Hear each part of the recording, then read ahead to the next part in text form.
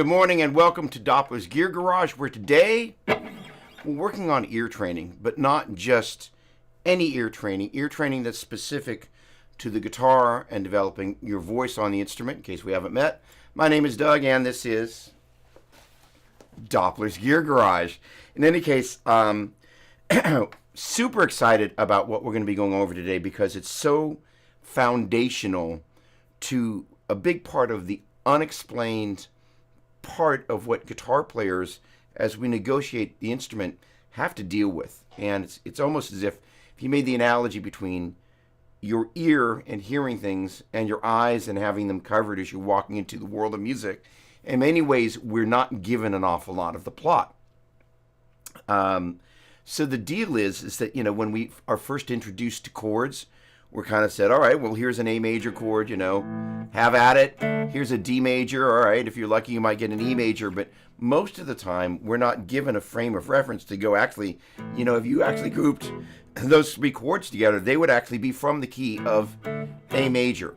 Even if it was that simple, we don't know where this stuff comes from, and the idea of kind of dialing things back to kind of the most basic stuff and learning to look at things like, I don't know, the piano keyboard and really using that as a reference point of where pretty much all the music that we play comes from and the language that we used to describe it comes from.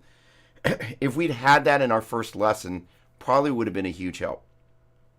And in turn, that lack of a lens means that as we begin to kind of play the instrument, most of the time we begin to think about just things from a purely fingering point of view, right?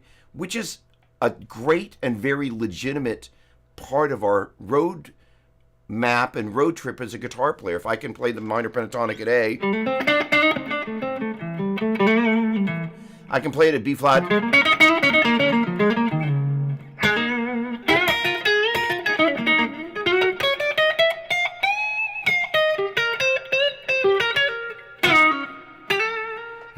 Got to resolve to the right note there. And here's the whole point, is if you don't know that this is an A, other than kind of like, I don't know, I guess that's the same note there, right? Then you don't necessarily know that that's a B flat and kind of how to begin to negotiate all of that.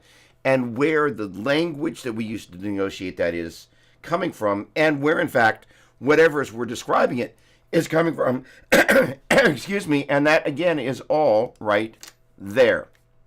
So let's just take a quick moment and bring it all back. Now, what you've got there is a series of white keys and black keys. And the key of C major is kind of the key that Western diatonic theory and harmony is based around. As you can see that there are, let's see if I can point in the right direction. There we go. C, D, E, F, G, A, B, C. The idea is we can think of that as C. And if you take a look at, and you're not going to see my mouse, but if I kind of put my mouse over that black key that's in between that C and D right there. There we go. That black key right there. That means from C to D is a whole step. And from D to E is a whole step. But from E to F is a half step because there's no black key in between. So right there you're getting the DNA of the major scale, which collectively we can think of as 2 wholes and a half, 3 wholes and a half. That is to say, if you look from C to D to E to F to G to A to B to C, you can see from C to D there's a black key in between, which means it's a whole step apart, because from C to C sharp / D flat, that's a half step. Then from C sharp / D flat to D, it's a whole step. So in other words, C, hold the D, hold the E, half to F, hold the G, hold the A, hold the B, half to C. So that's the framework, the lens, which we're going to be looking at pretty much everything we play. Now you kind of go, wait a second, if we've got this little bit of business here, which, take my word for it, is C, D, E, F, G, A, B, C. Actually, don't take my word for it.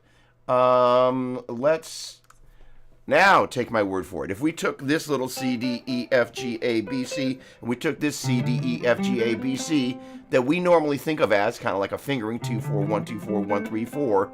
Now we can see that really that's just taking that C, D, E, F, G, A, B, C and giving you C, D, E, F, G, A, B, C and continuing on. D, E, F, G, A, B, C, B, A, G, F, E, D, C, B, A, G, F, E, D, C. And that framework allows us to connect the dots between that and this. So the ear training part, well, where does that fit in? Well, if you think about, if I'm going to go, all right, and this is where the psychology of using your ear really comes into play. I said something in passing last night with Melissa in the car, and I had her text it to me, so hopefully it is still right here at the top of the thread. Dinner's ready. No, that's not the one that I was looking for. All right. It's really, the concept is, is one note compared to the one before it higher or lower? And by how much or how little? Right? It just was just something that kind of fell out of my mouth, and I was like, oh, right. Yeah, okay, right. Because it really, how do we begin to employ our ear? Well, if we've got this note right here, well, I'm going to play an open A, and we hear, I don't know, this note, we're going up in direction, but by how far? And then in turn, we get used to just at the very beginning thinking like, okay, big distance, small distance, higher, lower, let me begin to figure it out. And this major scale business is how we get there. So a moment ago, I talked about connecting the dots between the major scale, get out of there, and the minor pentatonic. Well, this guy is a 7-note scale, and this is a 5-note scale. So how do we begin to do that? We'll be talking about that and more in just a moment. But let me just take a quick second and say hello to everybody that is here. Sonia, good morning. Great to see you. Paul Richard, thank you for joining us as always, my friend. Albert, get your boogie on, my friend. I see a fractal blinking. Yes, there is a fractal blinking. It sounds like a Christmas thing. Fractals are blinking, da da da da da. So, all right, na na na na. So, I'm going to actually take that. Na. So, the interesting thing is that little na na na na. So, we're going to kind of jump ahead before we jump back. If we've got a little sequence like that, you've got basically going up what we would describe as a whole step or a major second, and from that note down a major third, or you could also think of that as 2 whole steps, and then back up a whole step. So that, if we think about the sequence of the major scale, could either be here, could also be here, or be here. So if we begin to think about, per one of Chris's questions, Chris Alexander unfortunately isn't going to be here today, but one of my favorite parts of this show is, gosh darn it, Chris's questions. And he is ever faithful. Gosh, I love that photo. And he sent stuff through. And one of his questions was, should someone practice starting in the middle of the scale and working both ways? And the concept is, it's really easy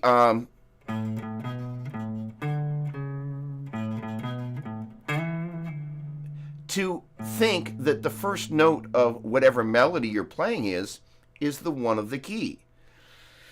But in Happy Birthday, it's starting from the 5. 5, 5, 6, 5, 1, 7, 5, 5, 6, 5, 2, 1, 5, 5, 5, 3, 1, 7, 6, 4, 4, 3, 1, 2, 1. So the one's there. So the ability to kind of navigate, where was I?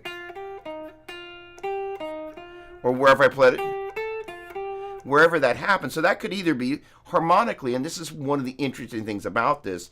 If you pick the wrong starting place, you can kind of end up upside down. Taking a little bit of a left turn, but this is important. In the framework of this kind of 2 holes and a half and 3 holes and a half, there will be times you're kind of, let's see. So C is our tonal center, and that C major is what I refer to as our tonic chord. That doesn't sound like kind of that thing from that Christmas song. Nope.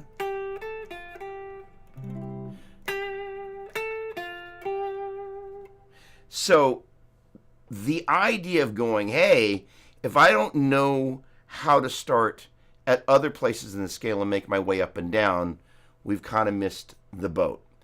And as we begin to look at modes, we also then kind of go, not only is the tonal center potentially not the quote-unquote one, and we're going to talk about the ones and kind of diatonic numbers in a minute, but the idea is how we begin to hear something and then use our brain to translate it to our fingers. Now, why does this matter? Separate from, well, okay, a couple of reasons. I'm going to actually answer my own question. Number one, the majority of what we have a tendency to do as guitar players is repeat shapes over and over in the same locations on the neck because they're the quote-unquote safe notes in the safe keys. We know how they lay out. We're comfortable with them. We know the end result. If I play this shape, I'm going to get that result. Awesome. Love that. But what about when we hear that thing, na na na na? How do we bring that back to the instrument? Na na na. So when I was about yay high, I was taught to scale sing the major scale. And I was taught to identify those numbers. So if I can kind of go, na, na, na, I was able to determine by kind of singing those two half steps, na, na, those two notes were a whole step apart. Again, pretty close distance, higher, all right? I should say, is it higher or lower? It's higher. A little bit or a lot? A little bit. Na, na, okay, na, na, na. Na na na, so na na na na, so fa na na na na. So that is some note, up a whole step, down a major third from there, back up a whole step, da da da da. So being able to frame that and actually understand what that is means that if we can kind of find that note on the guitar, then we can go up a whole step, down a major third, and then back up a whole step, right? So that gives us the ability to hear something and bring it to the instrument. We may not have the exact right fingering for it, but we have the ability to do it. But way more important than that is the ideas that are here. Most of us get stuck by playing the same fingerings and the same keys here. And so all this stuff there that has yet to come into existence in your musical palette and all the colors that you could paint, well, you're just painting with the same little colors over and over, and no wonder it gets frustrating. So hopefully by the end of this kind of little hang here, we'll have illuminated on kind of how to do that as it relates to the major scale, and in turn contrast that as it works to the different modes and the pentatonic. So let's see how we do. Let me jump back into the chat here real quick and check in and say hello. Hello, Zach. Always a pleasure. Thanks so much. Sonia, have a great one. Excellent, excellent, excellent. Oh, great. Please give him my congratulations and tell him hello. Christopher. All right, there we go. Come on. So, Chris, do me a favor. Kenny Zimmerman, hello, my dear friend. I love this. Great to see you. Hello, hello. Kenny is a great drummer that I played in the band with for many, many years. Thank you, Albert. Okay. So, first of all, Christopher, can I share, Mike Rand, hello, hello. Can I share just the smallest part of our shared ear training and scale singing experience in a way that I think will be really encouraging for a number of people? Pretty please? Because now I can't do it anonymously since I just called you out. Sorry about that. Yes, no, maybe? Perhaps? Maybe you're driving. So, in any case, wow. Okay. Yes, of course. All right. Awesome. Love that. Love you. All right. So, here's the thing. My dear friend Chris, who I know from one of the guitar camps, super smart guy. What's happening, Paul? Go for it, Mike. What did I miss? All right. Okay. So, right, Mike Rand. Good. Awesome. Got it. I'm new here. So, one of the things that I've been doing for quite some time is trying to get my students comfortable with scale singing. But a lot of people, there was a little response that Brett Sackett put up about, once he heard himself singing, he knew why, he would leave it up to the singers and stay away from the mic. I personally, I don't have a great voice. I know that. but I'm good enough, in my opinion, to be a background vocalist. And ultimately, sometimes not even having the greatest voice as a background vocalist kind of helps you blend a little bit better. So if I shied away from just opening my mouth and singing, I'd be potentially denying whatever musical experience that I'm stepping into the ability to have maybe a really needed background vocal.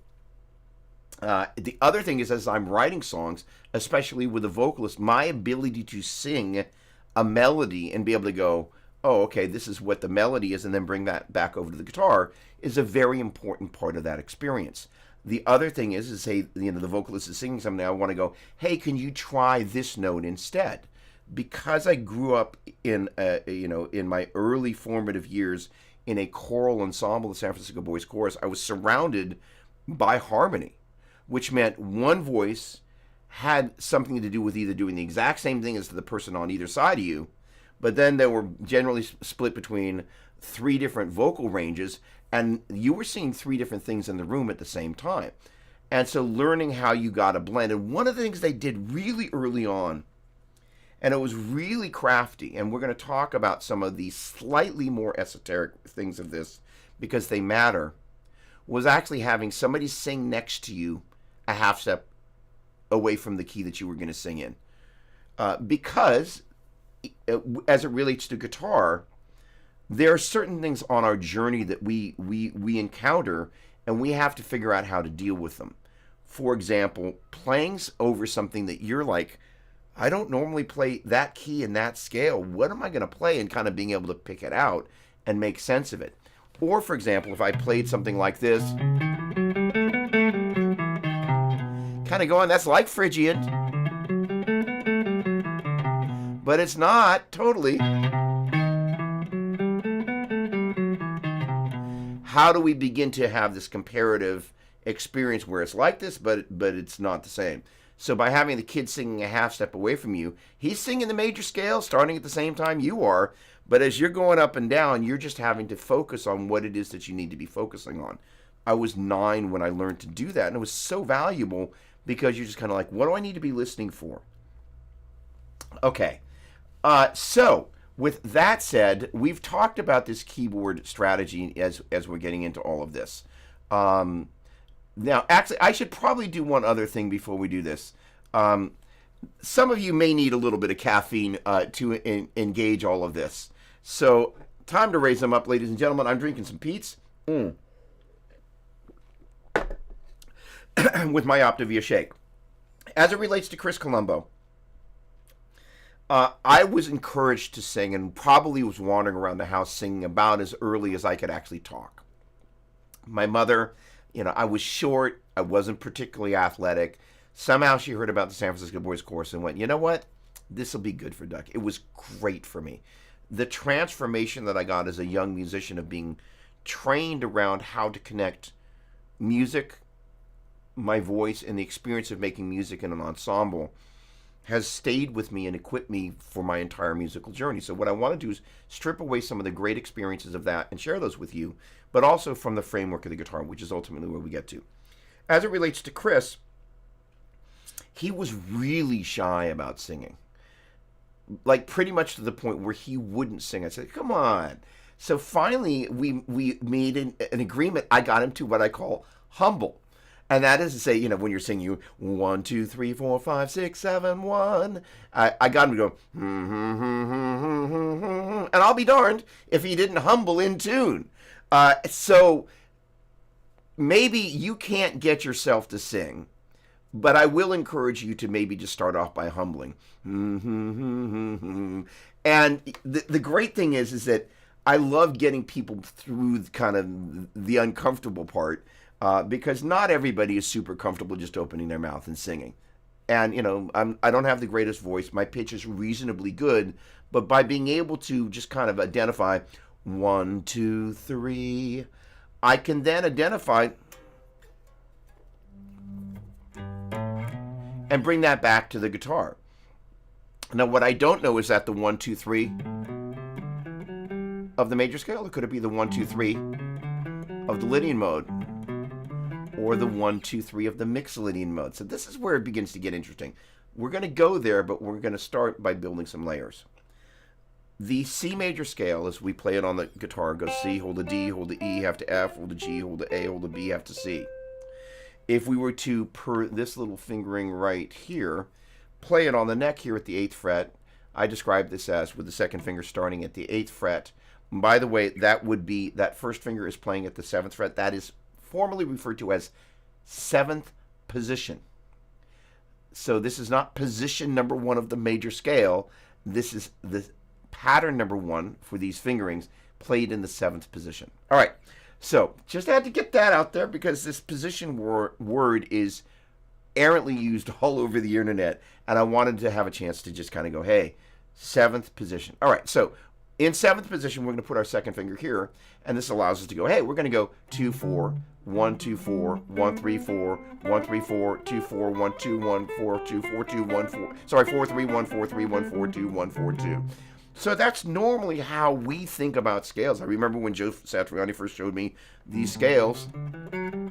Now at that point, I had a pretty good idea what the G major scale was, and I knew that at the very least it was 2 holes and a half, 3 holes and a half. So you might want to jot that down, 2 holes and a half, 3 holes and a half. And by the way, when we're talking about holes and a half, we're talking about whole steps and half steps, which on the guitar, of course, is 2 frets for a whole step and 1 fret for a half step. Okay, so as we're doing this in the key of C, we're usually not thinking that that's a C, D, E, F, G, A, B, C. And so the thing about this, if I were to take that and just drag that shape down here, we just thought, well, we're taking that shape that we played at C, which is the C major scale, and dragged it down to G. Okay, I'm in the key of G major. But if we don't think of this as C, D, E, F, G, A, B, C, that is other than just the starting note being a C, and that means we're probably not going to think of this as G, A, B, C, D, E, F sharp, G. And that is where we kind of get derailed from the beginning of thinking of things just as the shapes, because we're missing kind of what's making it what it is.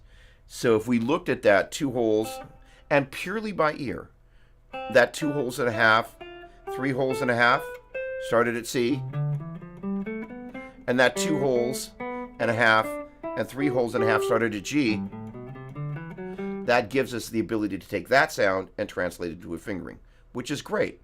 But in turn, that C, D, E, F, G, A, B, C allows us to think of this as C, D, E, F, G, A, B, C, which is a pretty big stretch, because that's not how we're taught to think about this. So in turn, if we were to drag that bit of business down here, let's get out of there. We'd have G, so that is say we took the C, D, E, C, hold the D, hold the E, have to F, hold the G, hold the A, hold the B, have to C. We take it down and start here, G, hold the A, hold the B, have to C, hold the D, hold the E, hold the F sharp, have to G. That's what that fingering is. Now, this little guy right here is really, really important, because I want to see what's the difference between those two. Oh, that's an old version. Okay, great. All right, that guy right there allows us to take one of the most important concepts that we're going to ease into, which is how we learn to take these modes and use them to build chords. 1 3 5 1 flat 3 5 1 flat 3 5 1 3 5 1 3 5 1 flat 3 5 1 flat 3 flat 5 1 3 5. All right, so that's not the greatest spot on my register, which is not that great, but we're extracting those notes out of that.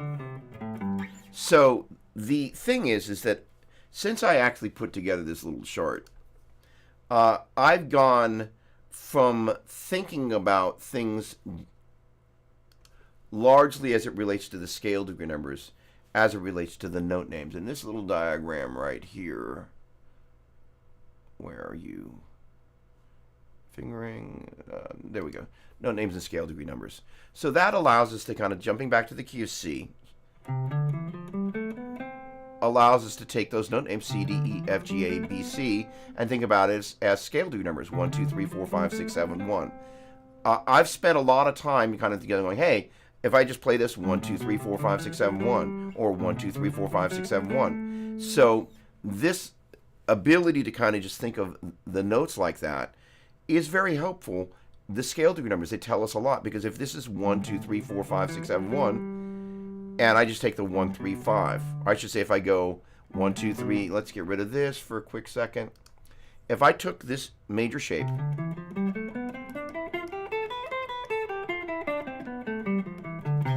and I dragged it down to G,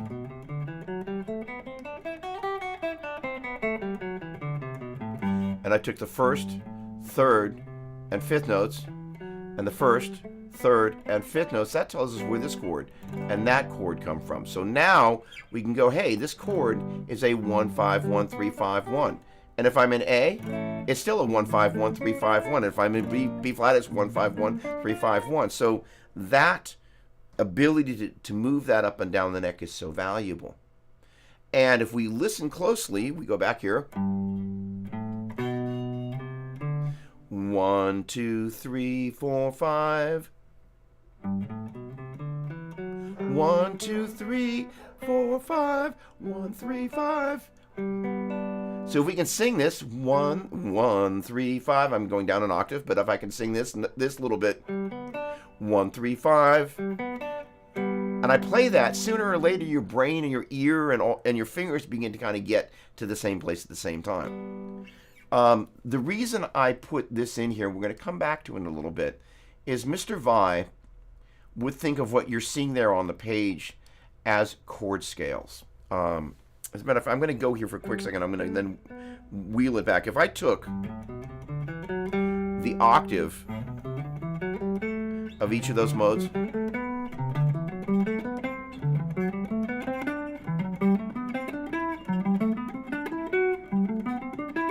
that would give me G, A, B, C, D, E, F sharp, and G. G, A, B, C, D, E, F sharp, G. And per Chris's questions about starting in the middle of the scale, well, if you happen to know this is 1, 3, 5, 1, 3, 5, Mr. Vi would refer to these as chord scales. So if I can go 1, 2, 3, 4, 5, 6, 7, 1, and I can go 3, 4, 5, 6, 7, 1, 2, 3, and I can go 5, 6, 7, 1, 2, 3, 4, 5, then I understand what's happening there. Rather than just regurgitating some chord shapes, you're like, oh, this guy's starting the major scale at the 1. This guy's starting at the 3. And this guy's starting at the 5. And they're just kind of walking through that major scale at the same time. Chord scales. Now, normally, I just tend to think of this as the major scale has a natural 1, 3, 5. That gives me that. The Dorian mode has a 1 flat 3, 5. That gives me that. So on and so forth. But Steve's approach as it relates to ear training is genius. But then again, that's Steve Vai. He's a genius. All right, let me jump back here and mine the chat here. Oh, Corey, hello, my friend. Great to see you. Long time. Love that photo, by the way. Okay, voice auto-tune. I got auto-tune headphones Corey yesterday, which has it. So first of all, my pitch isn't perfect, but, by my kind of going, I'm just going to go for it. I want to encourage you to do the same. Nandini, hello. I am so glad you made this because this is going to be so great for you. All right, Brent, come on. I used to practice with 2 songs playing at once, and I focused on playing one song while the other was distracting me. All right, so we just need to pause that thought for just a second. First of all, I'm going to keep going down the list here, but hello, good morning, everybody. So Brent is a brilliant, brilliant bass player and producer. So in the framework of ear training, we would normally think scale singing and then kind of singing, chord tones and creating chords. If we can go 1, 3, 5, and then I'm going off the 2, 1 flat 3, 5, 1 flat 3, 5. We're going to talk about why, if this is the 1, that's a 1, and that's a 1, and that's a 1. We're going to come back to that because that can be confusing for people. Trust me, we're going to answer that. But the ability to know what to listen to and what to listen for, and what not to listen to and what not to listen for is exactly what somebody like Brett will actually spend time really fine-tuning that skill. For example, good morning, Brad. Good morning. First of all, hang on. Let me just check in and say hello to everybody. Scott, hello. Great to see you. Good morning, my friend. Steve, hello, hello, hello. Long time no see. Andrew, great to see you, my friend. You need more guitars. Brad, if I didn't already say hello, hello. And Eric Vaughn, you are the champion of the morning. Eric is one of my students. Great guy. Avid guitar fanatic. And a couple weeks back, he was like, can we work more on ear training? So, Eric, this is all your fault, so thank you for that. Okay, getting back to Brent. We can listen to lots of things. And so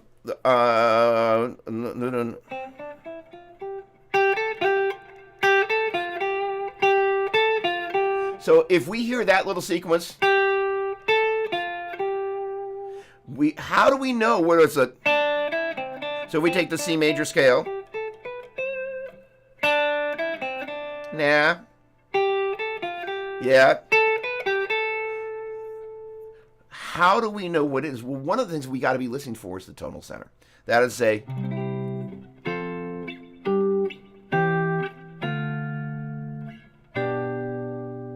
you know what note I'm going to play? Sing it. Nah. So that kind of home base is super, super important because that allows us to go... So that way we know instead of it being a 2, 3, a 1, 2, or in this case it is 5, 6, 4, 5, or versus a 6, 7, 5, 6. That allows us to define it numerically. And if we can then kind of think about, all right, well, I guess I'm in the key of C major, C, D, E, F, G, A, B, C. That is G, A, F, G.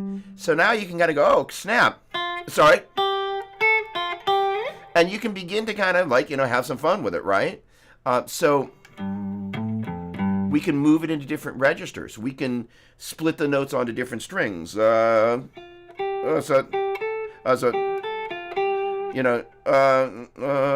the point. The idea is we then kind of go, I know what it is. And then you're no longer stuck in the rut of playing the same shapes over and over in the same positions. All right. If there was one overarching goal I have for you today, it's to be able to sing something and then play it on the guitar neck. And then be able to kind of go, what about all these things that I'm hearing? Because my guess is there are things you hear in your head and you're kind of like, I don't know where to start. Well, the where to start is you sing it and then you do it. All right, getting back to this concept of what to listen for and what not to listen for, finding out what your root is allows you to kind of have a reference point. This whole thing in the boys' chorus where they would have us sit next to somebody who was singing half step off, like Brent was talking about. There'll be times that somebody, especially if you've ever been a BV, you're next to somebody and you're just kind of like, if there's a note, let's see if I can do this without being cruel. All right, so here's the deal. I can share this. So I was a worship and creative arts director at a church. And it was a period of time there wasn't a leader before I stepped into that role. And somebody thought it would be a really good idea just to open a cattle call and let anybody who wanted to sing on the choir sing on the choir. Without passing any judgment, in the scheme of good idea, bad idea, terrible idea is probably where I would put that one. Because then I had to come in and deal with some vocalists that never, ever, ever, ever should have been up on a platform with a microphone singing in front of people without a bunch of training. However, people come first in my world. So I was like, okay, this is the hand I've got to work with. So I spent a bunch of Saturdays hanging out with some of the people that needed some vocal attention and taught them to scale sing.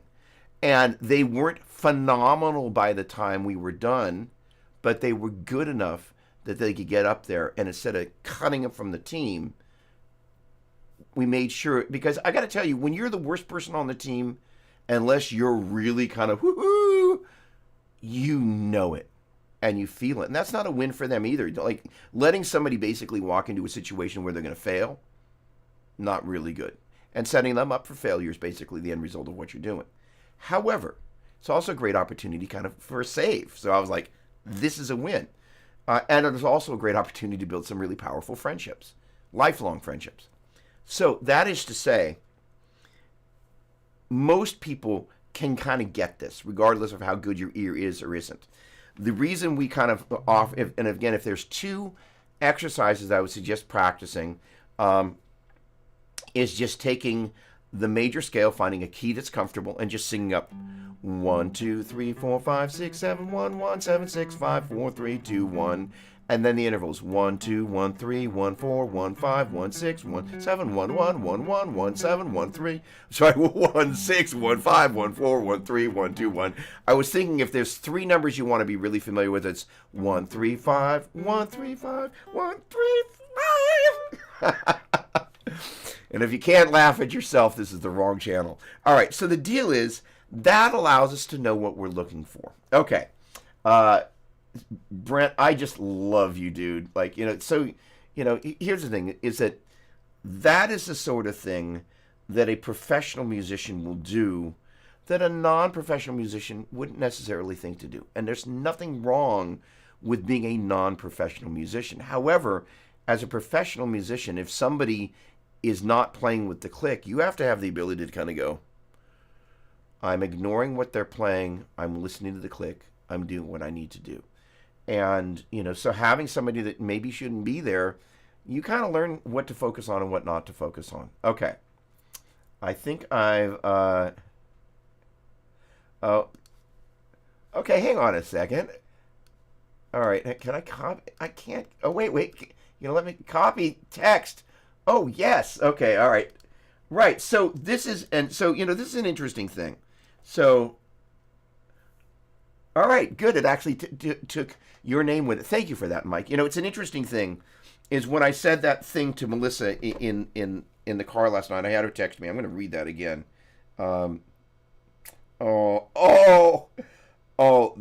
That is the cutest thing ever. So that is Andrew Bonica's absolutely beautiful child watching the show. I cannot believe that. Oh my word. That is the cutest thing ever. Hello.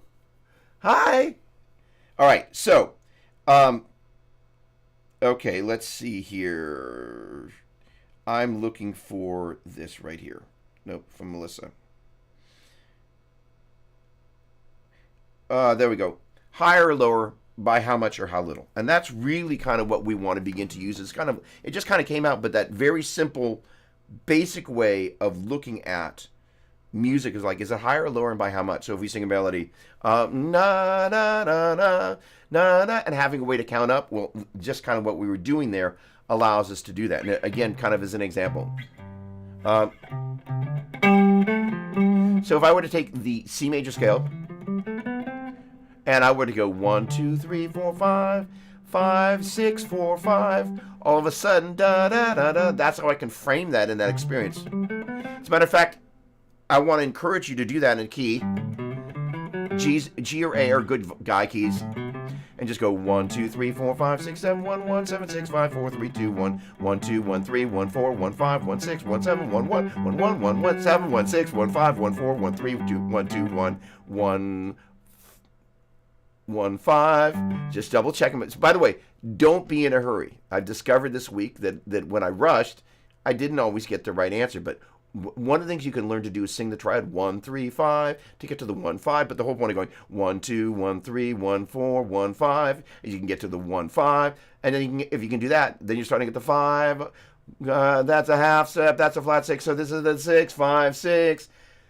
6, 5, 4, and that's down a major third. 5, 6, 4, 5. And that gives us the ability to kind of think about how most melodies exist. And that is to say, they don't just start on the root. My favorite one. All right, Happy Birthday starts on the 5. If you can't start from somewhere inside the scale, you're kind of in trouble. Is that to say 1, 2, 3, 4, 5, 6, 7, 1, 5, 5, 6, 5, 1, 7, 5, 5, 6, 5, 2, 1, 5, 5, 5, 3, 1, 7, 6, 4, 4, 3, 2. So at 4, 3, 1, because you can hear that. 1, 4, 1, 3, 1 is the tonic. 4-4-3-1-2-1. So beginning to work with melodies like that is a great way to kind of bridge that gap. Especially ones that, like Happy Birthday, we would think gotta be the one. But no. The other thing, so we've got a front door, I think it's ring. So it's going 3-5-1. And it just kind of, I've heard this hundreds of times. But the other day I was in the bedroom and I heard, and I was like, 3-5-1. And really the sound of a major triad in first inversion, we've been playing those chords a bunch. But we're not necessarily great at always recognizing, especially if it's just that little thing, just 3 little notes. But how do we put that into a reference point? And that is to say, if we have the ability to hear, I'm going to take this little chord right here. That's G, B, and D. Or that's B, D, and G. And this is D, G, and B. That's G major in root position. This is G major in first inversion. And G major in second inversion. All right? You can hear that G major quality in all of those chords, but recognizing what the lowest note in the chord is, 1, 3, 5, 1, 3, 5, allows us to be able to go, root position, or what I call root voicing, because I don't like using the word position, but that's the technical term for it. And then there's first inversion and second inversion. It allows us to kind of go 1, 3, 5, 5. Oh, that's in second inversion. 3 in the bass. That's in first inversion. All right, I jumped a little bit ahead of myself. Hey, wait a second. Hang on a second. All right, Artie. I don't recognize that name, but I will raise them up and give you a big toast. If we haven't met before, pleasure, welcome aboard. And if we have and I forgot, I'm sorry. Okay, by the way, this is me in my musical sandbox. I absolutely love this. Hey, wait a second, I missed Rick. Good morning, my friend. Rick, I missed both Ricks. Hello, Rick. Eric, actually, thank you. Such an inspiration. Andrew, you're too kind, and thank you so much. I don't know what you laughed about, but I'm sure it's funny. That is so cute. So cute. Yeah, right. Ear training starts young. That's right. All right, here we go. All right. Yes. I love that. Okay. Sorry, I'm getting goofy. Eric, hello, my friend. Salute to you. All right. Okay, so, right. So, actually, what it is that if we think about this, it's not the 4. It's actually the 5. And so here's the thing. First of all, I'm not calling you out to be a jerk. If we don't have a reference point of figuring this stuff out, we're kind of fill in the blank. So if we go,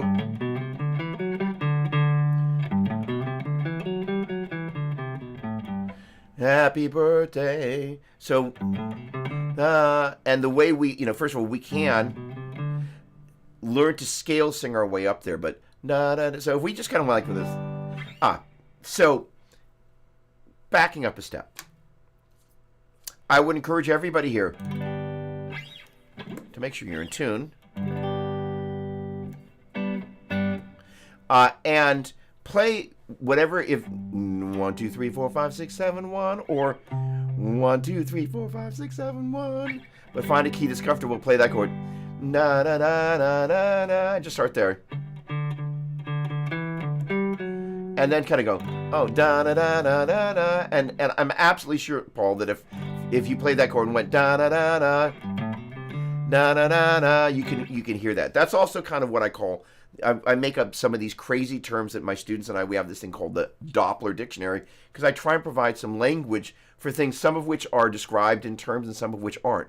This little ability kind of freeze frame that one note, I call that positive, P-A-U-S-I-T-I-V-E, thinking. Because if we can hear 1, 2, 3, 4, 5, 6, 7, 1, and we can kind of, in the middle of that kind of, hang out at that one note, 1, 2, 3, 4, 5. First of all, we kind of have this musical tape recorder. If you think about that song that's running through your head, you hear it kind of going in real time, and most of the time you're actually hearing it in the actual key that it's in. Funny thing. Which, by the way, it means that if you can memorize what the starting note of that melody is and know where it is on the instrument, you could actually begin to have a pretty good sense of relative pitch. Because if you can find... Yeah, there you go. So... That was a song called Love to Watch Her Walk, which is a band that I was in with my buddy Kenny Zim. We had that song, and we did that back in I think it was actually the 90s at that point. No, it was still the 80s at that point. But the point being, it started with that da da da da da, and so for years that D, I knew that was a D because it started on the D. In my ear, I could just hear the song and go, oh, that's what it is. That's a really great tool to just kind of tie things in. Getting back to the happy birthday part, being able to get down, na da da da da da. It's a great way to go, oh, okay, that's how I can place it. So there's nothing wrong with mistakes. Actually, I will go so far as to say your mistakes may actually be the biggest learning tools that you've got. So, Paul, where you kind of got yourself into a little bit of trouble is you heard that goes, it basically, you might have heard the 5 to the 4, the 5 to the 1, which is moving up a perfect fourth. And this is kind of where these, not only kind of going, these kind of what I call tonic intervals, but also, gosh, I can't play that very well today.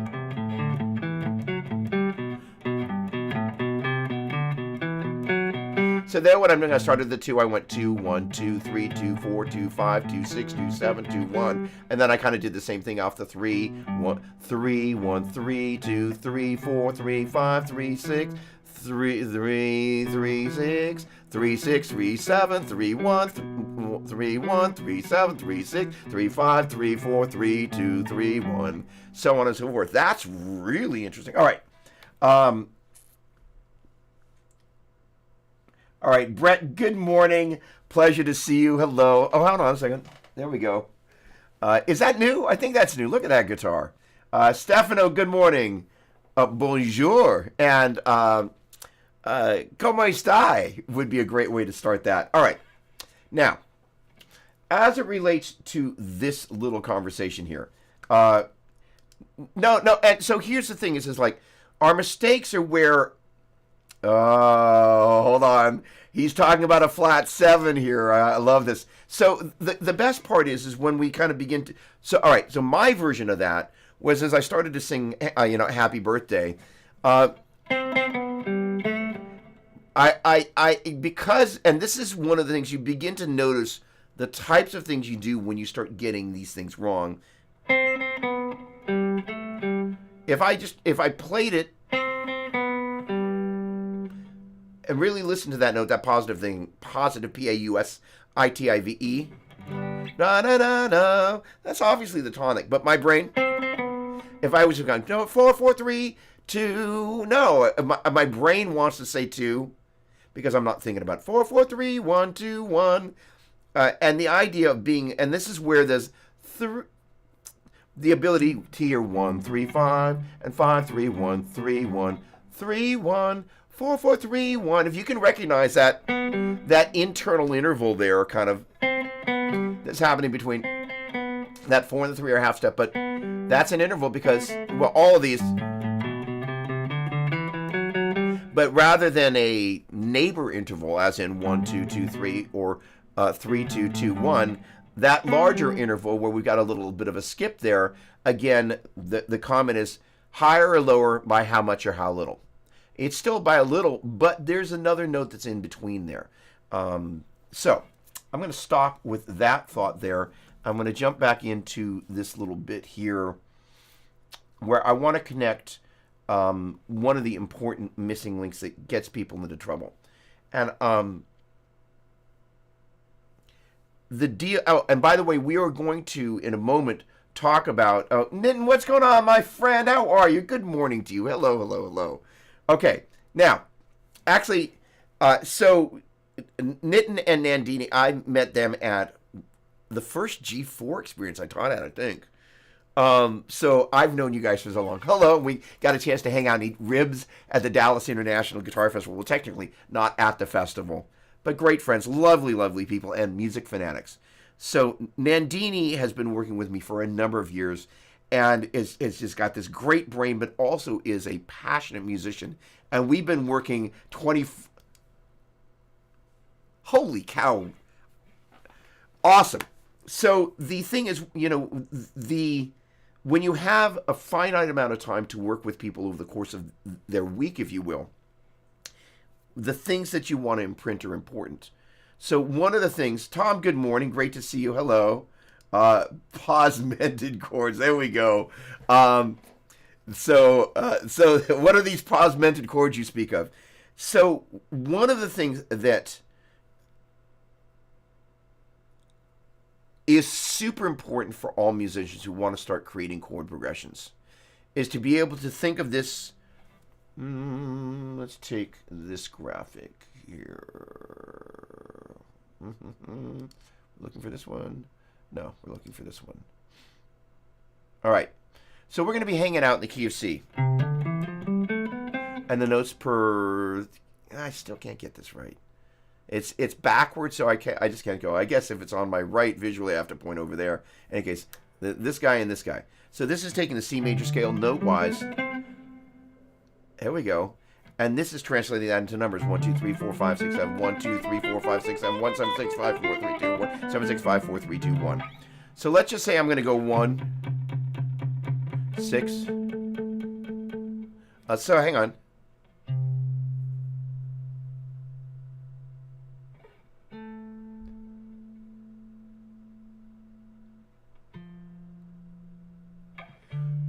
So what I'm doing there is I'm kind of building a chord progression here. And if by chance you haven't done this, this is going to be a bit of a leap in a really great way. So I'm taking the sound of that.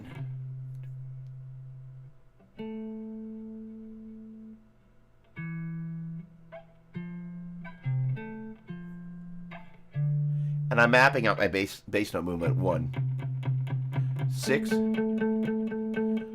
4, 2. So that means that's... All right. I need to make sure. There we go.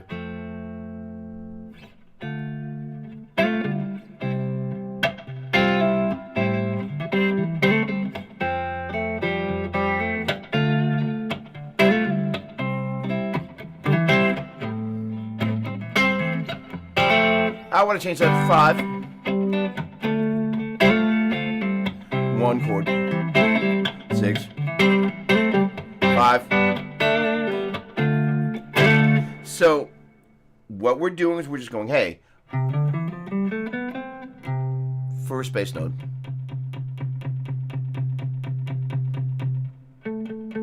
And sometimes I naturally want to go down.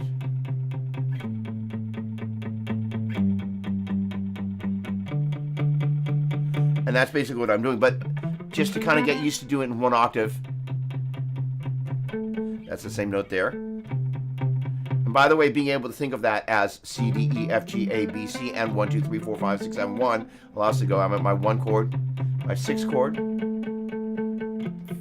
Oh, the interesting thing is, when I played it as bass notes, I really liked the sound of the 4, but as I actually added the chords, I like the sound of the 5. It's okay to change it. 1, 6, 5, 2,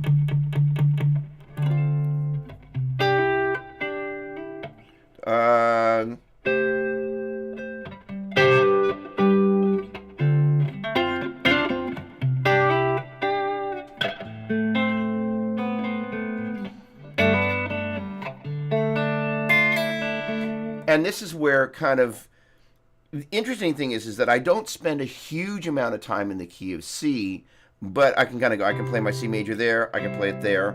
I almost undoubtedly won't play it there. I could play a little C major triad chord there. I could play this. Sorry, oh wait, hold on. So I have options if I kind of... Now, I'm not going to jump too crazy on inversions yet, but what part of what that means that if you, well, I will say, you know what? Let's. What's our next chord is going to be right the G major, and then to the what is a D minor. So right, okay. So what I'm doing there, hang on, let me get rid of all this little noise here. All right, I went there. So one of the things that I've been spending a lot of time internally working on is being able to take a chord progression like this and not just go kind of, you know, follow the bass note, C major, A minor, G major, and D minor. I'm actually playing a minor 7 there because this chord just gets a little bit more flavor. But basically I'm going one chord, 6, 5, 2.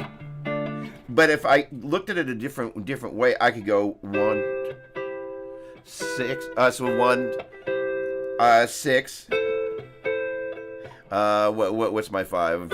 5, 4. Sorry.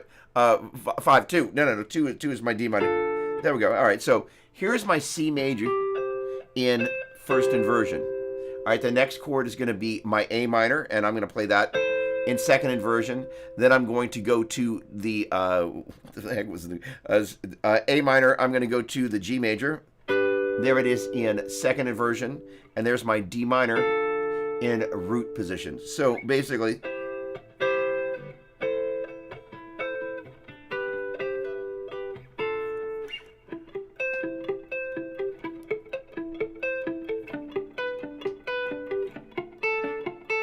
and if you had some sort of swell kind of thing, I don't have my volume pedal hooked up, but you could, you know, with the light. Now here's the other thing: you could take that same thing here. So it's C major. How am I going to find A minor down here? I'm going to go. No. I don't want to go there. There we go. So there's C major, A minor. Boy, I will admit when I'm going between inversions and tracking the inversions and chord progressions, my brain is a little scrambled. So if that happens to you, it's okay. So basically, I'm going C major, A minor. Then I'm going to go to a G major. And then I'm going to go to a D minor, which I'm going to finger like that. So there we go.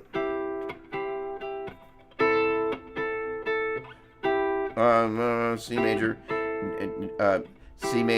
A minor, G major, D minor. So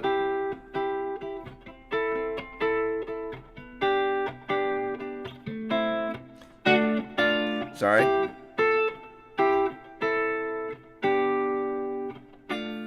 But what's neat about something other than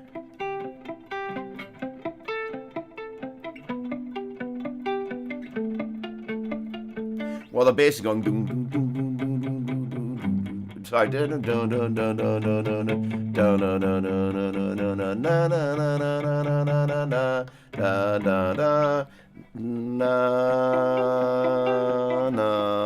Sorry, na na na na. There we go. So you get that na na na na, and you begin to hear how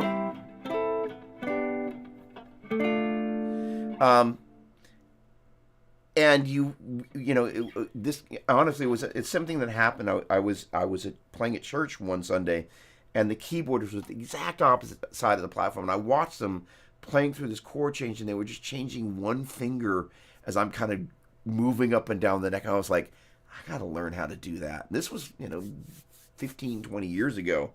But since then, I've kind of been on a little bit of a mission. Okay, so the point being, as we begin to take this 1, 6, 5, 2, we can layer it just as...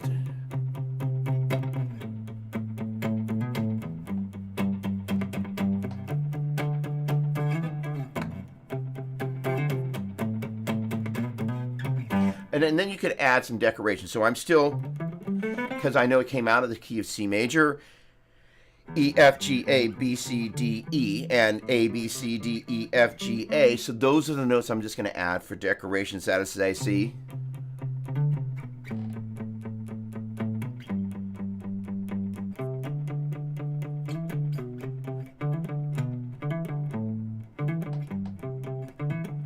And you just kind of find the ones that sound good. But the point being is that reference point, we started with the bass note, right? Bass note movement. 1, 6, 5, 2, and but we're letting our ear drive that. That is a na na na na, and then 1, 2, 3, 4, 5, 6, 7. 1 da 1, 2, 3, 4, 5, 6 da da 6, 5, 5, 4, 3, 2, 2, and that's kind of how we begin to know what we're doing. Now, conversely, if you flip that process backwards, you can then hear a piece of music and go, that's the bass note movement. So most of the time when I'm learning material, when I play at church on Sunday, by the way, this is not a how to play at church thing, but it's one of the places that I employ this on a regular basis. I'll just listen to the music and I'll let it play over and over, and I'm just listening to the bass note movement because that tells me what the structure is. So basically, it's if we were to take C major, D minor, E minor, F major, G major, A minor, instead of playing a B diminished, we played a G over B. That's an easy way to get there. That is, say I played a C major. That's the 1 chord. D minor is the 2 chord. E minor is the 3 chord. F major is the 4 chord. G major is the 5 chord. A minor is the 6 chord. And G over B is the 7 chord. 1, 2, 3, 4, 5, 6, 7, 1. And the majority of the songs you play,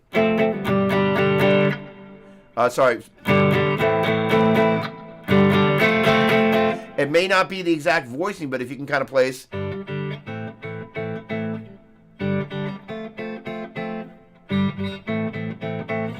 you kind of develop a really good sense of like, oh, I can hear where that is. And kind of the dead giveaway for most chord progressions, especially if you're playing worship music, is they almost always will have a 4 chord and a 5 chord.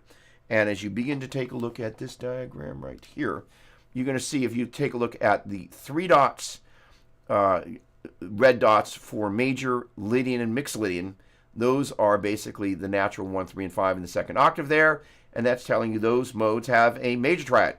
And if you take a look at the shape of the red dots for the Dorian, Phrygian, and minor modes, that's a 1 flat 3 5. That's a minor chord.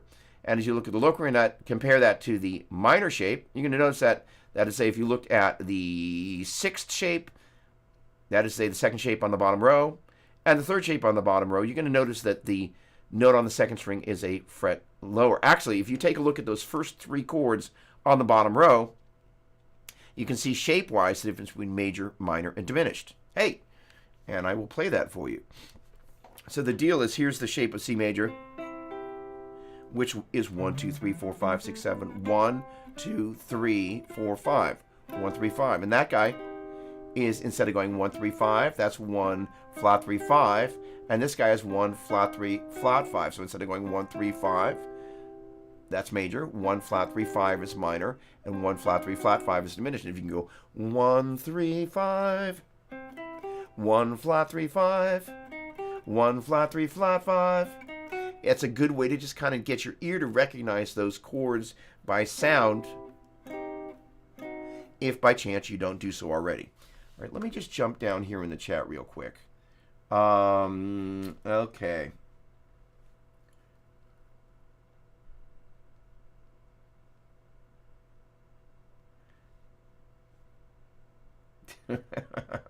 Andrew, I adore you.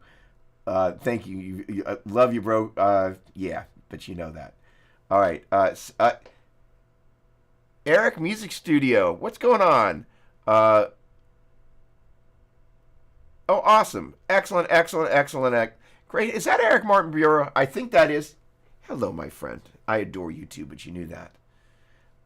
Brett, I write a lot, and even after all these years, I keep a wheel on my desk, circle of fits, but no longer limit myself to it. I love that. The interesting thing, Adam, what's happening? Oh, awesome. pleasure is mine. So, I love that photo, by the way. Now,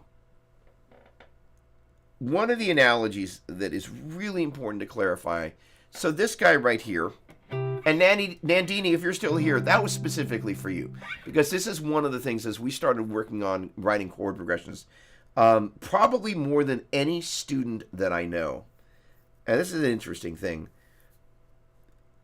The amount of, quote unquote, wanting to master music, I think Nandini's at the top of the list. She's just so on fire for it. It's really, the level of enthusiasm, it practically comes through the screen, which is great. So I encourage you, Nandini, to work with this. We used to do this in the past some, but the idea is you take a bass note and you decorate it with a chord. That's as simple as you could put it. In fact, I like that so much, I'm going to write that down. Take a bass note and decorate it with a chord. Oh, stop. That way. Take a bass note. Oh, gosh. I've lost the ability to type. Take a bass note and decorate it with a chord. All right, so the word decorate is something that I use a lot. So the idea is if I'm going... So I'm decorating that bass note movement from the 1 to the 6.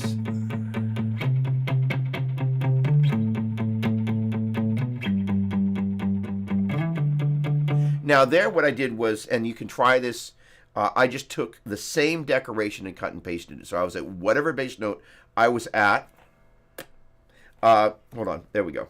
And I just kind of went up to the next scale degree number above it. So that is, say if I'm at the 1, I'm going to go to the 2, setting up the 6, go to the 7, setting up the 5, going to the 6. So I know, oh, right.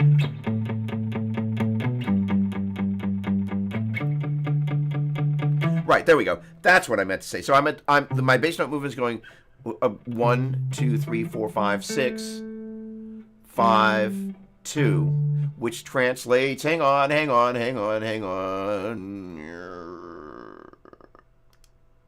we go.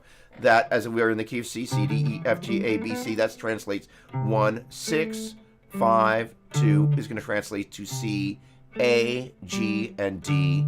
So I'm going to basically start at the 1. My decoration note is going to be the 2. I'm going to go down to the 1. My bass note movement is 1, 6, 5, 2, which is for this key C, A, G, and D. So I'm going to turn that back into numbers. So I'm at the 1. My decoration note is going to be 2. I'm going to go to the 6. My decoration note is going to be the 7. I'm going to go down to the 5. My decoration note is going to be the 6. I'm going to go to the 2. My decoration note is going to be the 3. That is to say we're going to be at C. I'm going to use D. A. We're going to use B. G. We're going to use A. We're going to go to D. We're going to use E. And that...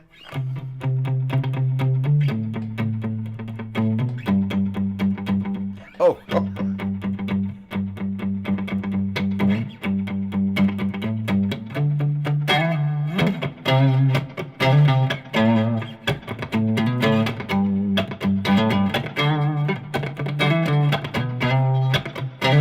So the idea of adding some decoration in there is how you start to dress that up. The other thing is then you just slap on very simple chords.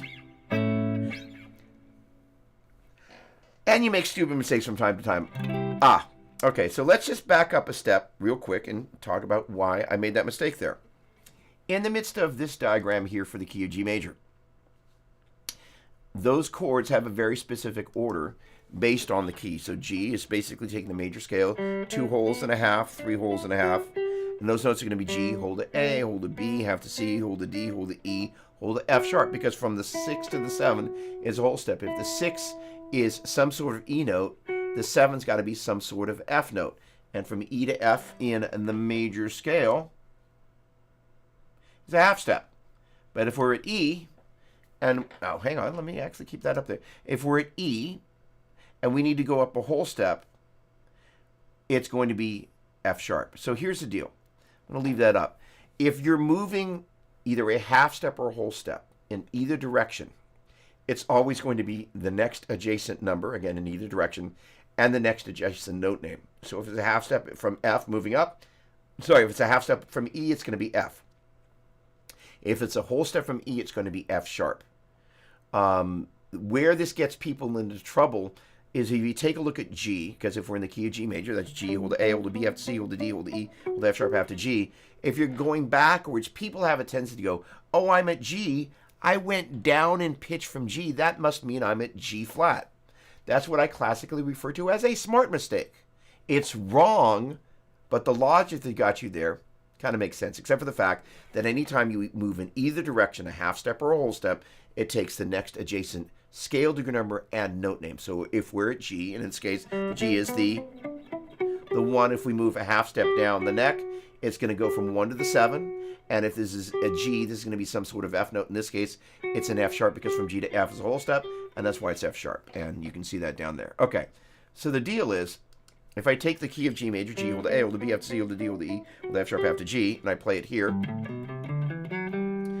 and I started off of its... By the way, somebody here is about to have an epiphany moment. I apologize that you haven't had this moment. On behalf of all music educators, I'm sorry that this hasn't been said this way before.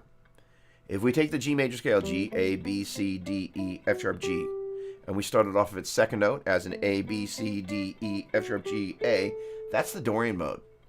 And we started off the third degree as in B, C, D, E, F sharp, G, A, B. That is Phrygian and Lydian and mixed Lydian and minor and Locrian and major.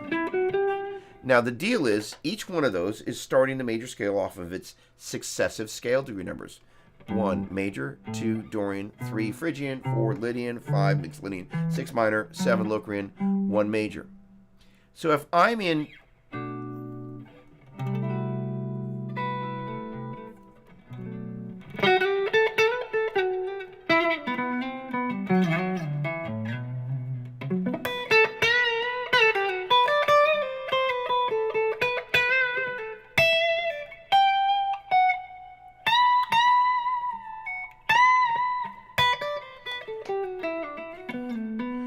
B Phrygian, I'm going to think of that as my 1. Because as I play this chord, that's a 1 flat 3 5. So how, if this is built off the third degree of the major scale, and if I were to think about this chord right here, I'd think of that as a 3 chord. But as I think about that 3 chord, I think of that as a 1 flat 3 5. The best analogy I can make is there's 7 pea pods on a vine. And 99.9% of the time, you're hanging out, the chord you're playing is made up of the notes that are in that pea pod.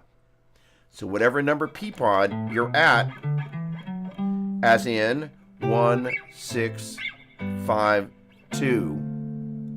But if I look inside that chord there, that's based on the Dorian mode as it relates to C, and that's going to be D, E, F, G, A, B, C, D. And if I took the first, third, and fifth notes of that mode, that's going to give me a D minor triad. And when I think about a D major triad, and I think about a D minor triad, this is 1, 3, 5. And this is 1 flat 3, 5. So those are kind of the P's inside the pod. That is to say, going back to the key of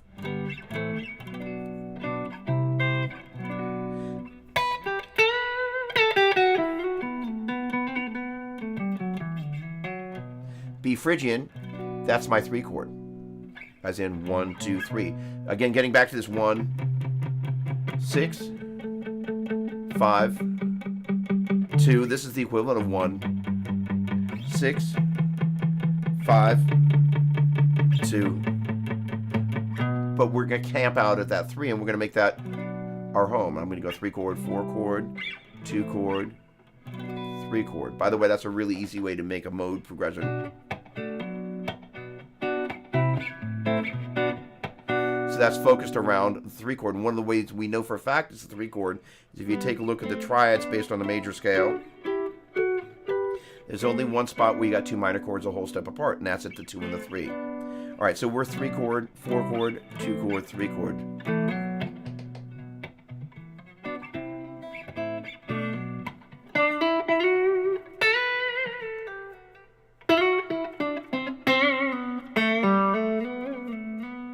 So that 3 chord is my tonal center. So I'm going to think of that Phrygian mode.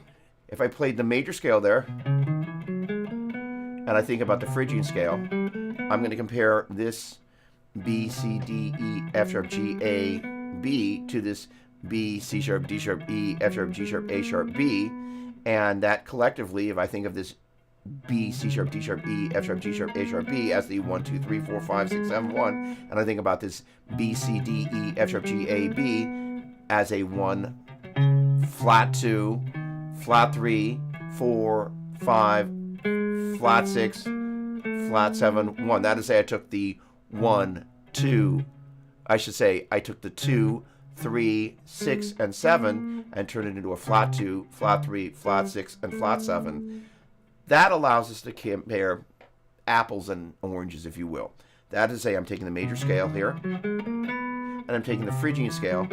I'm going, hey, what's the same? The 1, 4, and 5 are the same. And where the major scale's got a natural 2 and a natural 3, the Phrygian mode's got a flat 2 and a flat 3, comparatively speaking. And this is where the C major scale and being able to go C, D, E, F, G, A, B, C, and 1, 2, 3, 4, 5, 6, 7, 1 matters, because if I can do that, and I can go 1, 2, flat 3, 4, 5, 6, flat 7, 1. Sorry, I played a B instead of a B flat. C, D, E, C, D, E flat, F, G, A, B flat, C. 1, 2, flat 3, 4, 5, 6, flat 7, 1. This is one of the cool things about the key of C. If I took, and I was in B a moment ago, I moved to C. Let me just be clear. If I take C, D, E, F, G, A, B, C, and I take the Dorian mode there, it's got a flat 3 and a flat 7. That is, say, the 3 note gets lowered a half step, and the 7th note gets lowered a half step. So instead of going C, D, E, F, G, A, B, C, 1, 2, 3, 4, 5, 6, 7, 1, we're going 1, 2, flat 3, 4, 5, 6, flat 7, 1. And instead of going C, D, E, F, G, A, B, C, it becomes C, D, E, flat, F, G, A, B, flat, C, C, D, E, flat, C, D, E, flat, F, G, A, B, flat, C, as opposed to C, D, E, F, G, A, B, C. All right, so for that reason, those 7 notes that make up the Phrygian mode at B, you can think about them as 7 P's inside a P pod. And that is the 3rd P pod as it relates to the major scale. So that is to say, if I take the major scale and I take its chords, and I live at the 3 chord, make that my tonal center.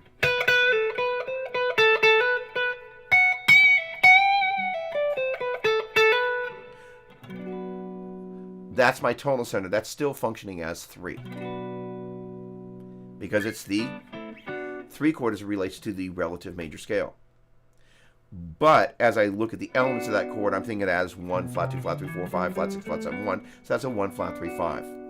That could be confusing, but if you think about it as 7 P pods, and then you open up the P pod for the Phrygian mode, you're just thinking about those notes as they relate to the root of the Phrygian mode. As you're playing it in a chord progression, it's, diatonically speaking, it's around the 3 chord. But as we look at the 3 chord, we kind of then compare the Phrygian mode to the major scale at a common root. And this is the essence of classical ear training, which is where instead of going 1, 2, 3, 1, 2, flat 3. So when I walked into Joe Satriani's teaching studio, I already had a very clear concept of pitch axis, because the pitch axis for the key of G, that's the major scale. That's the minor scale. So I could already go 1, 2, 3, 4, 5, 6, 7, 1. 1, 2, flat 3, 4, 5, 6, flat 6, flat 7, 1. And I could also be able to go G, A, B, C, D, E, F sharp, G. G, A, B flat, C, D, E flat, F, G. Because I understood major scale and minor scale. And the ability to do that with each of the modes is where this next little bit of this gets kind of groovy. All right, let me just check the comments here. The P pods, excellent, excellent, excellent. Thank you. Awesome. Good. Now, the P pods are super important because honestly, if this is the 3, but this is the 1 of the 3, it's like, wait, what? It's confusing, right? But it's not. Okay. Alrighty. Okay, hang on a second. Not sure if I'm understanding this correctly, but we can phrase this as chord chasing. We're on a totally different chapter. I think that's a great phrase. I have not heard that phrase before, but let me just riff on your concept, right? So, first of all, a minute ago, I walked through the diatonic cowboy chords, if you will, for the key of C major. And that's just taking the C major scale. And if you will, if you start at this note and you leapfrogged for a total of 3 notes. Sorry. Silliness. All right, so let me explain what I did wrong, and let me explain how you can not make the mistake I made there. I stopped thinking about it for a moment. This is where knowing what the marbles you're playing with really helps. So if I take the C major scale, C, hold the D, hold the E, have to F, hold the G, hold the A, hold the B, have to C again, and we got that from right here. C, black key in between C and D, that's a whole step. D, black key in between, that's a whole step. E to F, no black key in between, half step. F, hold the G, hold the A, hold the B, half to C. Again, any of these adjacent notes that do not have a black key in between them, I should say any of the adjacent white keys that don't have a black key in between them, are half step. And the others that are adjacent are a whole step. Good. So if we took C, D, E, F, G, A, B, C, I'm going to basically go C, E, G, and that's going to create my C major triad. Then D, F, A, that's going to create my D minor triad. E, G, B, E minor triad, F, A, C, F major triad, G, B, D, G major triad, A, C, E, A minor triad, and B, D, F is my B diminished triad. Now if I took that C major, D minor, E minor, F major, G major, A minor, and B diminished, and added some extra notes to them, there's my C major, my D minor, my E minor, my F major, and adding the high E string, my G major, my A minor, and my B diminished. Instead of playing B diminished, I'm going to play a G major. I'm going to get rid of the low E string. I'm going to play G over B. So that was C major, D minor, E minor, F major, G major, A minor, G over B, and C major. So in terms of chord changes, chasing,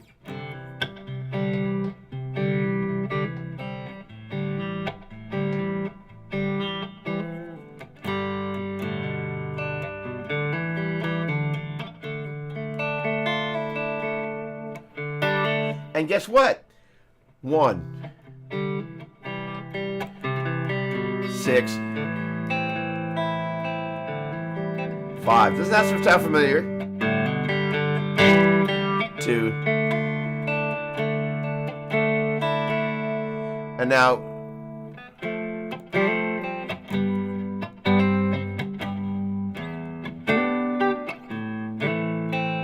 so then you can kind of hear it. So that is say I was a 1, 6, 5, 2, and I kind of went, oh, I hear the next chord 4, 5, 3, 6, 5. That's me. I've added a little internal modulation. That's basically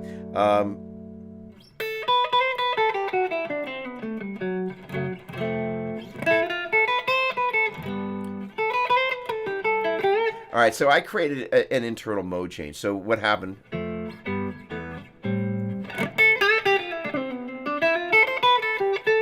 So the thing started off as C major.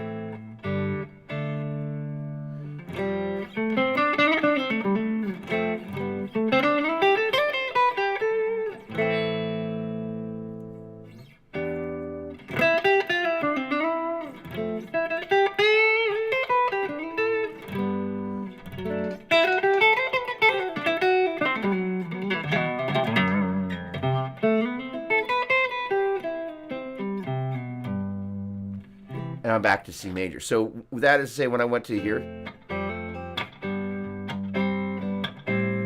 I heard that becoming my tonal center. Not that.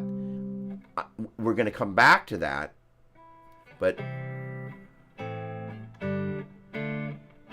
C is my tonal center, the 1 chord. There's my 4 chord, 5 chord, 3, 6.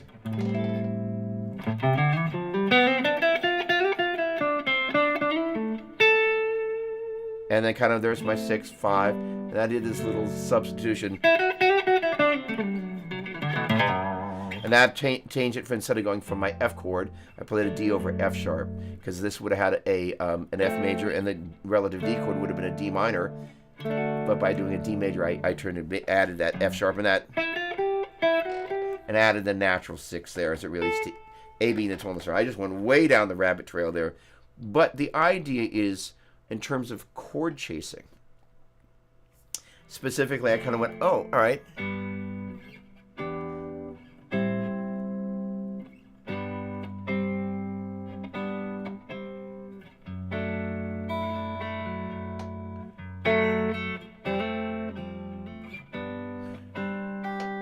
And there's the 5 chord setting up.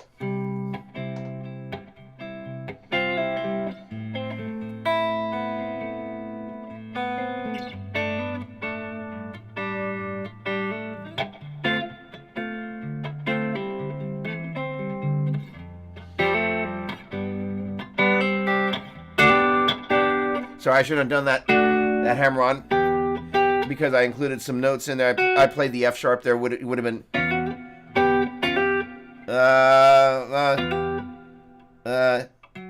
can I do this? No. And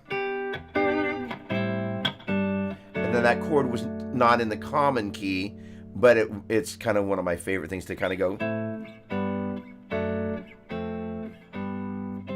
And then that set up back to that guy there. All right. Rabbit trailing, but I do that from time to time. Okay. So chord chasing. I love that. I got to write that down. Hang on a second. Chord chasing. All right. Someone say fractal. Fractal. But I'm not actually playing through the fractal at this moment. Chasing A, from chasing A to chasing A minor. Spencer, good morning, my friend. Great to see you. Always a pleasure. Hello, hello, hello. All right. So, Nandini, there you go. Well, just speaking the truth there. So, that's how we roll. All right.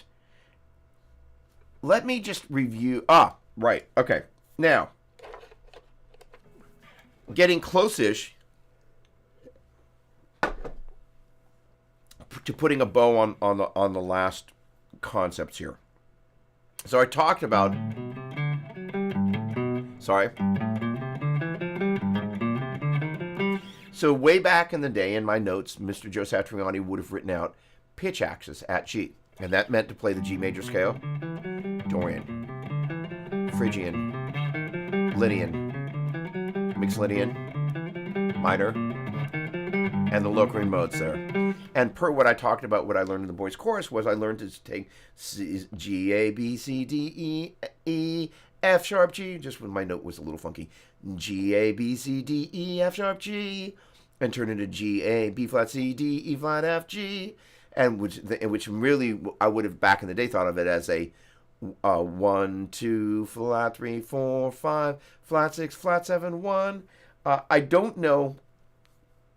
In classical music, this interval would have been described as a minor third, and this interval would have been a minor 6. So there's major third, minor 6. Sorry, major third, major 6, minor 6. I would have known that was a minor third, and that was a minor 6.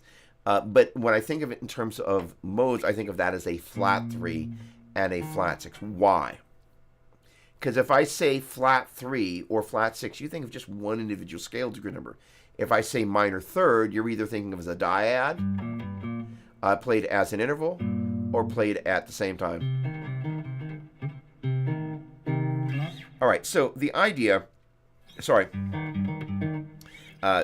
is being able to articulate these things, but most importantly, to be able to hear them. Chances are you're hearing things in more than just the major scale.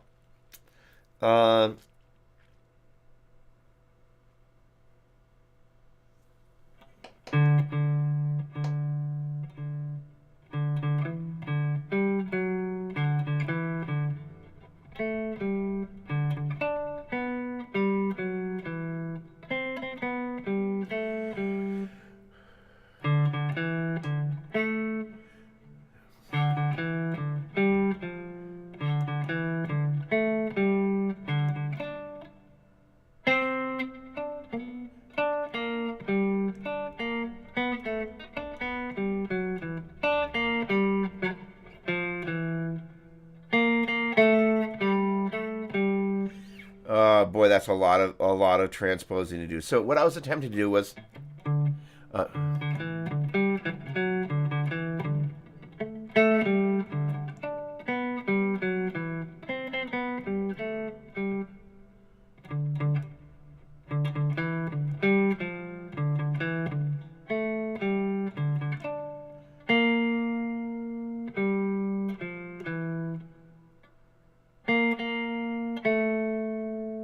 no. Oh boy, and then Phrygian.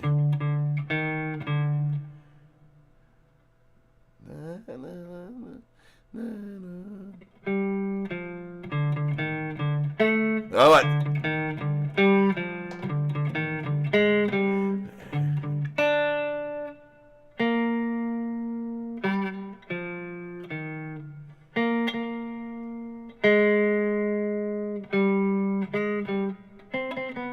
All right.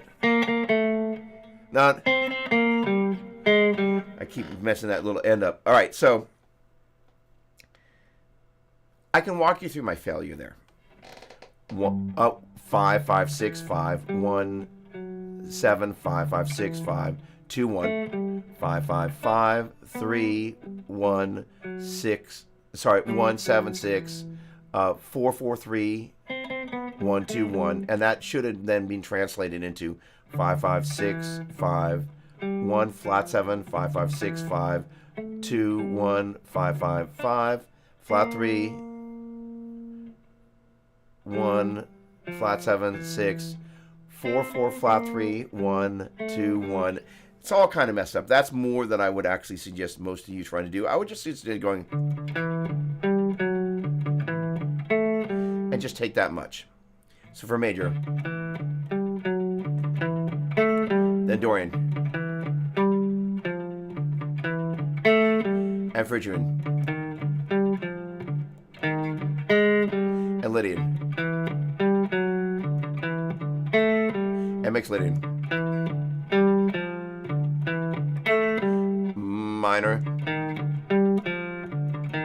and Locrian. Oh, sorry. All kind of messed up. Now that little note right there, I call those anchor notes because the whole progression anchors off them. When you start changing the anchor note to the flat 5, all sorts of bizarre stuff starts to happen because your reference point really gets skewed. But for the sake of being able to kind of do that modal transposition of that there, that may be more than some of you care to endeavor, and I totally get that. But the idea is taking that melody and kind of going, holy cow. Now, in terms of the modes, the concept of being able to take C, D, E, F, G, A, B, C, and if I took that and played it right here, and then I started off of the D note and went D, E, F, G, A, B, C, D, instead of going 2 wholes and a half and 3 wholes and a half, we're taking that first whole step and putting it on the end. That is, say, instead of going 2 wholes and a half, 3 wholes and a half, it's going a whole and a half, 3 wholes and a half, and a whole. Which if we drag that down to here, so instead of going 2 wholes and a half, 3 wholes and a half, we did a whole and a half, 3 wholes, a half, and a whole. That's where we get the sound of the Dorian mode compared to the major scale. So again, all I did was take the major scale at C, started off at second note, which is D, and take that whole and a half, 3 wholes and a half, and a whole, and then started down at C.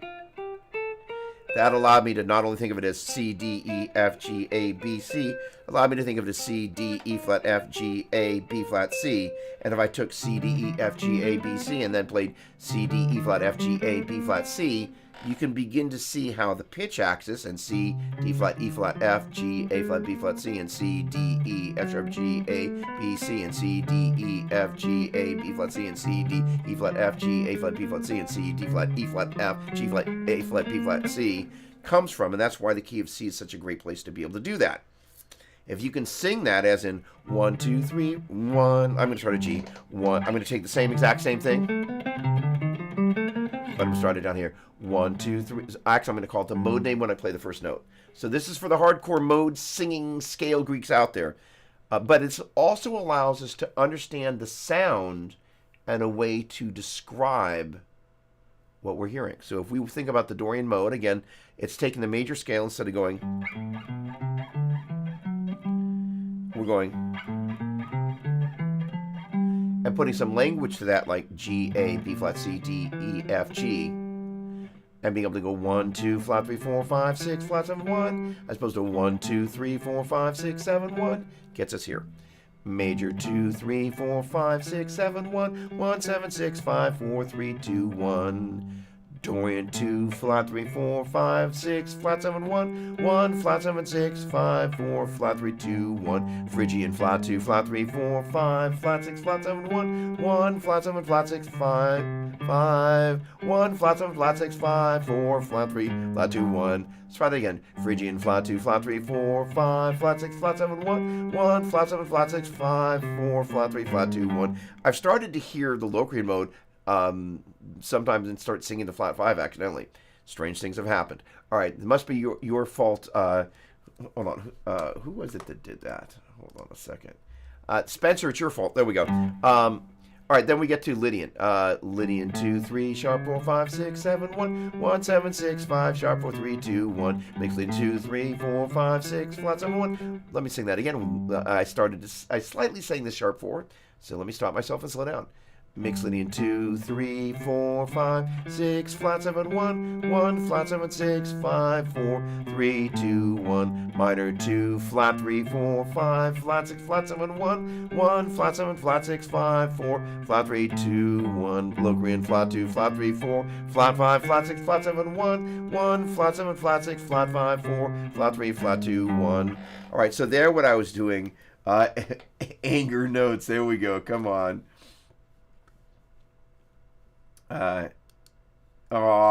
Happy birthday. There we go. Yay, anger notes. Come on. Holy cow. All right, so the point being is that gives us a methodology to begin to navigate the sound of each of these modes and you know, whether it's note names, scale degree numbers, just singing the pitches, begin to internalize that. So, let's just say we put the most simple melody, 1, 2, 3, 2, 1. 1, 2, flat 3, 2, 1. 1, flat 2, flat 3, 2, 1. Phrygian for Lydian 1, 2, 3, 2, 1. The mixed Lydian 1, 2, 3, 2, 1. For minor 1, 2, flat 3, 2, 1. And then 1, flat 2, flat 3, flat 2, 1 for Locrian. So you kind of begin to, if you will, kind of butter those notes out to create your melodies. I was thinking about this earlier. So very simple.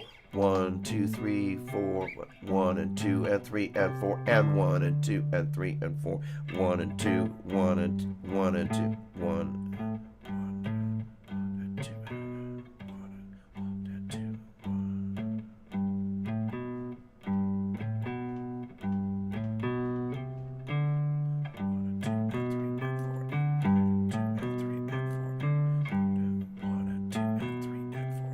Right, 1 and 2 and 3 and 4 and 1. So that's the downbeat of 1, the downbeat of 2, 1 and 2, 1 and 2 and 3 and 4 and 1 and 2 and 3 and 4, 1 and 2 and 3 and 4 and 1 and 2. So it's not just 1, 2, 3, 4, 5, 1, 2, 3, 1 and 2 and 3 and 4 and 5 and 2 and 3 and 4 and 1 and 2 and 3 and 4. So it's the downbeat of 1, it's the downbeat of 2, the and of 3, the and of 4, 1 and 2 and 3 and 4 and 1, 1 and 2 and 3 and 4 and 1, Right, so it's 1 and 2, 1 and 2 and 3. So the downbeat of 1, the downbeat of 2, the and of 2, the and of 3, and the and of 4. That's what I meant to say.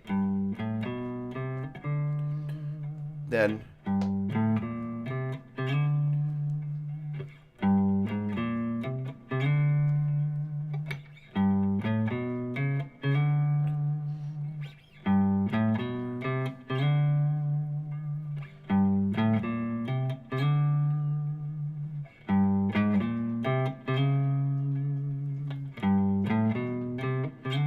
and it's a simple melody, but at the same time, you're like, oh, I could play that and find it interesting.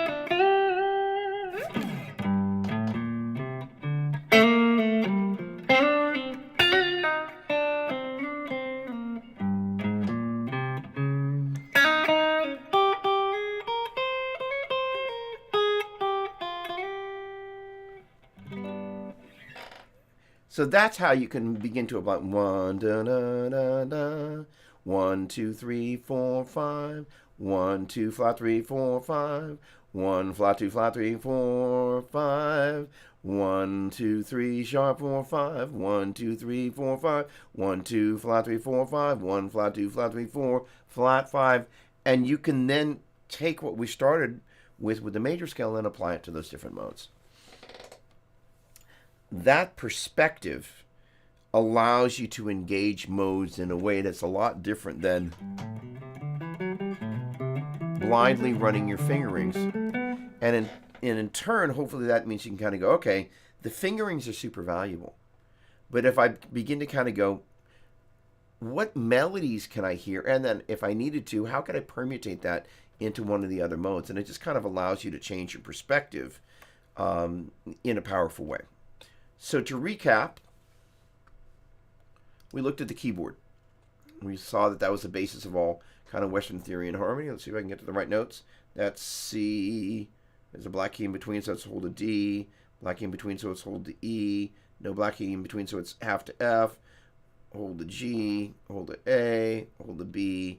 Half to C. Now, one of Chris's questions was... there we go.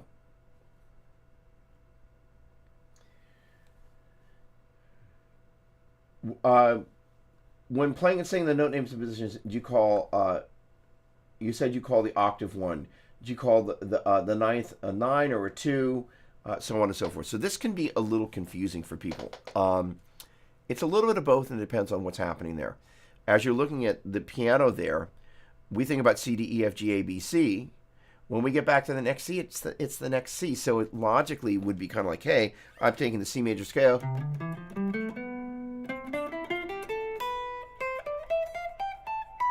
Really sounds like it's just going C, D, E, F, G, A, B, C, D, E, F, G, A, B, C, D, E, F, G, A, B, which really is just 1, 2, 3, 4, 5, 6, 7.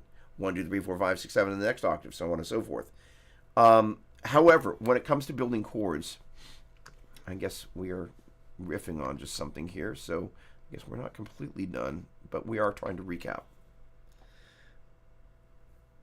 If I play this note right there, if I think about this, I'm in G. 1, 2, 3, 4, 5, 6, 7, 1. 2, 3, 4, 5, 6, 7, 1. That guy right there to me is the 1, 2, 3. Rick Beato would call that a 10th.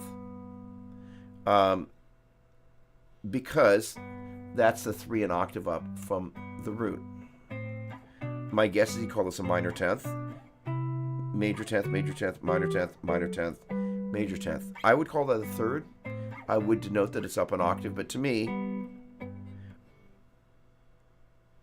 when you deal with the 2s, the 4s, and the 6s, where in the 2nd octave, that is a that guy right here.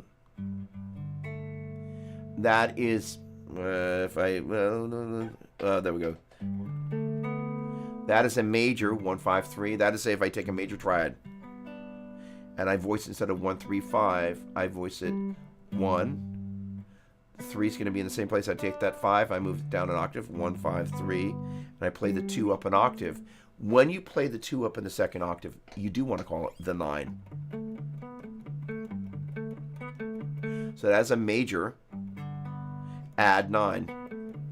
Why is it not a major 9? Because if it were a major 9, it would also include the 7. So that is to say we're just taking a major triad and adding the 9. All right. Minor, add 9. Minor, add flat 9. Diminished, add flat 9. Major, add 9. Minor, add 9. Major, add 9. Minor, add 9.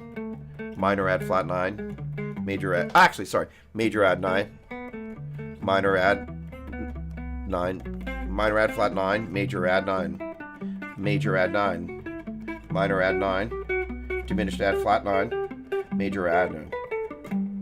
All right, so that's covers the 9s. Now, if we did something like a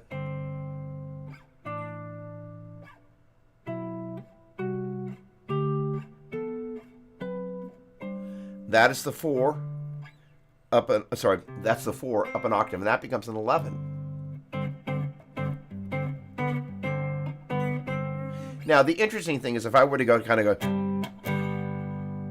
I would call that a sus4, because that's how it's usually thought. But if I start doing something where I'm really not doing that kind of little,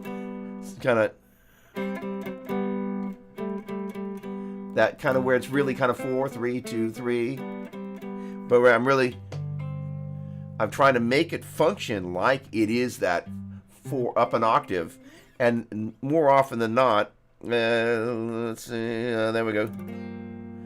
Right there, that's a minor 7 chord right there.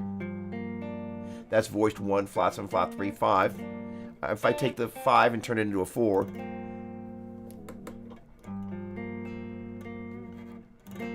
that's one of my favorite chords in the world. That's a minor 11. And again, because the 4 is in the second octave, and I'm really using it not in kind of a sus4 kind of a way, but I'm really using it where that 4 up the octave is intended to be up there. So that's a minor 11 versus a kind of a little sus4. I'm going to call it a 4 there, because again, when you hear this, you really think of that as a sus4 to in this case, sus4 to a major. But in this instance, so that is to say the 4, depending on the situation, I'm going to see it, again, we're thinking of the 2s, 4s, and the 6s, the even numbers in the first octave. When you play them in the second octave, they become 9s, 11s, and 13s. So this guy right here, that's a G13. That's voiced 1, flat 7, 3, and the 6 up an octave, and I'm going to call that a 13 because, again, that to me, by placing that 6 in the second octave, you're supposed to call it that. By the way, that is I can get rid of the 5. That's G major 6. And that is G major add 13. What?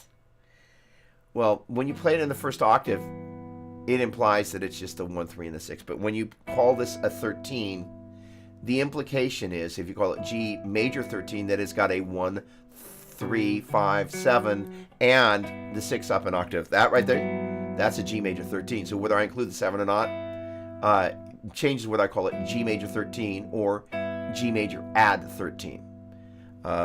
It's a little strange, but that's just the way it is. So again, we've covered the 2s, 4s, and 6s. It was a great question that Chris had. Again, if I play the 3, because the 5, you don't call this a 12, so I'm not inclined to call that a 10th. But that's just me personally. If ever I have a chance to sit down with Rick Beato and talk music theory with him, which I hope someday I do, I'm going to ask him about, kind of his strategy behind labeling this as a 10th versus, when this wouldn't be a 12th. Very clearly you're describing the 3 up an octave, so it makes a lot of sense just in the same way this we would describe as a 6 and this as a 13th or a 13.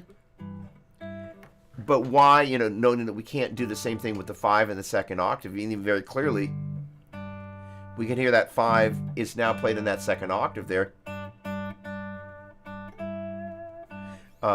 It would be a very interesting, I'm sure he's got a lot of really great reasons for that.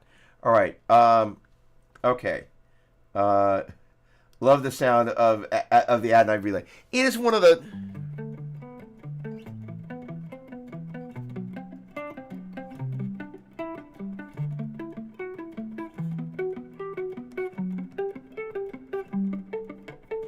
Thank you, Andy.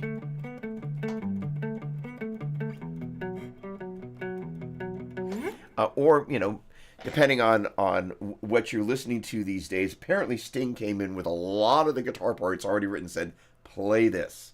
But regardless, the person in the video playing the guitar part and playing it on the album was Andy Summers, and he did so beautifully.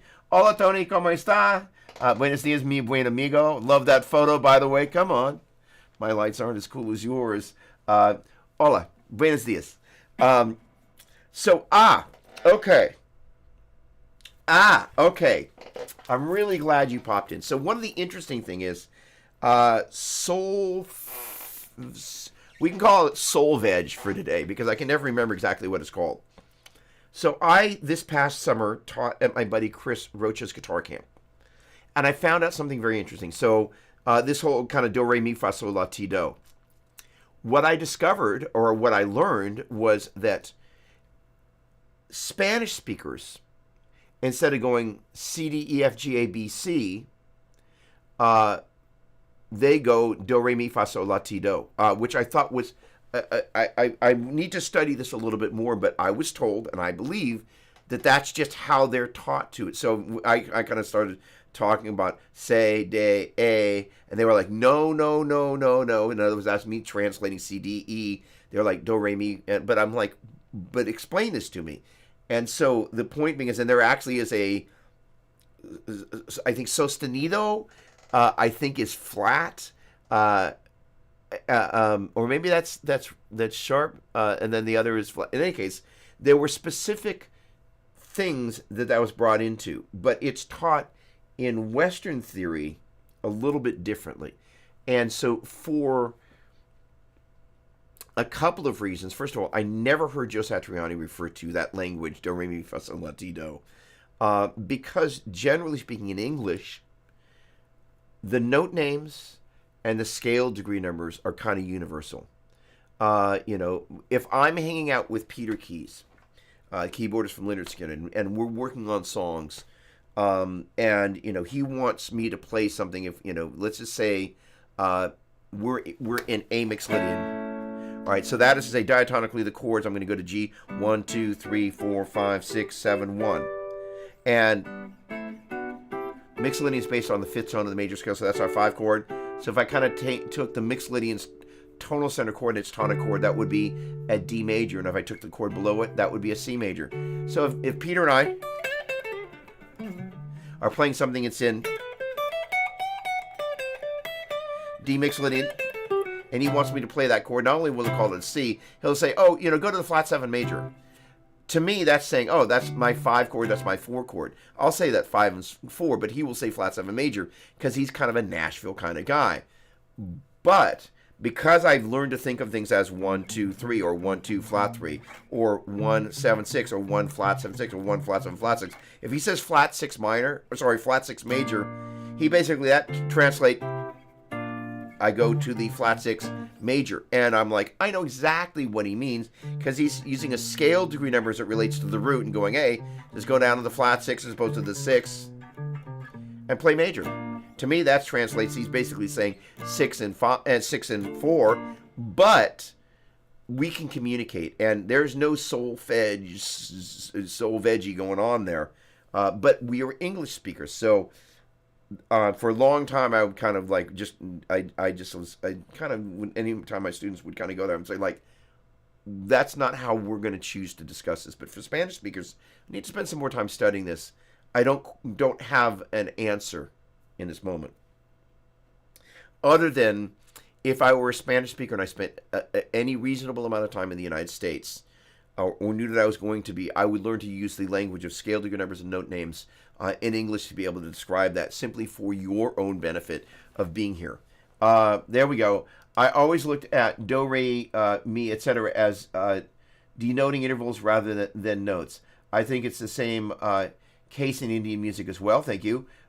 So the interesting thing is that in the boys' chorus, 9 years old, we and somewhere around here, I think I have some of my notes from back then, but they had training there were 3 different levels. There was intermediate and a concert group. So after a certain amount of hard work, I ended up in the concert group. But you had to pass tests on your theory, your knowledge, and your ear training, and so on and so forth. You had to actually kind of know what you were doing, which is actually pretty crafty. But the thing is that we were always reading notes on a staff, so you kind of had to know what the note name was, and you had have the ability, once you kind of knew what your tonal center was, how to be able to kind of go, if that's C and the notes were C, E, G, C, E, G, so you could see that on the staff. Now, the funny thing is that I realized years later, most of the time I was just memorizing the melodies and then just kind of looking at the staff as kind of like, you're at this measure. So I really wasn't sight reading, but I was able to kind of look at the page and do that. But I realized not as good as a reader as they might have wanted me to be. But the ability to articulate the scale degrees and because here's the thing: is if I think about this as do re, if I think about this as do re mi fa sol la ti do, well, okay, do re mi fa do fa. It's like, if I play this note, that's a G. If I say to somebody, play me a G chord, they don't play me a do chord, they play me a G chord, right? And again, this is not having to do with the Spanish translation of it. So the point being is that that's G. It's either, G major, G minor, G diminished, or, G 13. By the way, G major 13 has a natural 7. G dominant 13, or just G 13, has a flat 7. G minor 13 has a flat 7 and a flat 3. And G minor flat 13, in theory, has a 1, flat 7, flat 3, and a flat 13. In any case, those are the kind of... and G diminished... yeah, you got to have the flat 5, which the way I'm voicing this... that's pretty. Got to get used to that, but... kind of groovy. All right, the point being is that traditionally, if you think about the way we describe it, we got a long comment here. Hang on a second.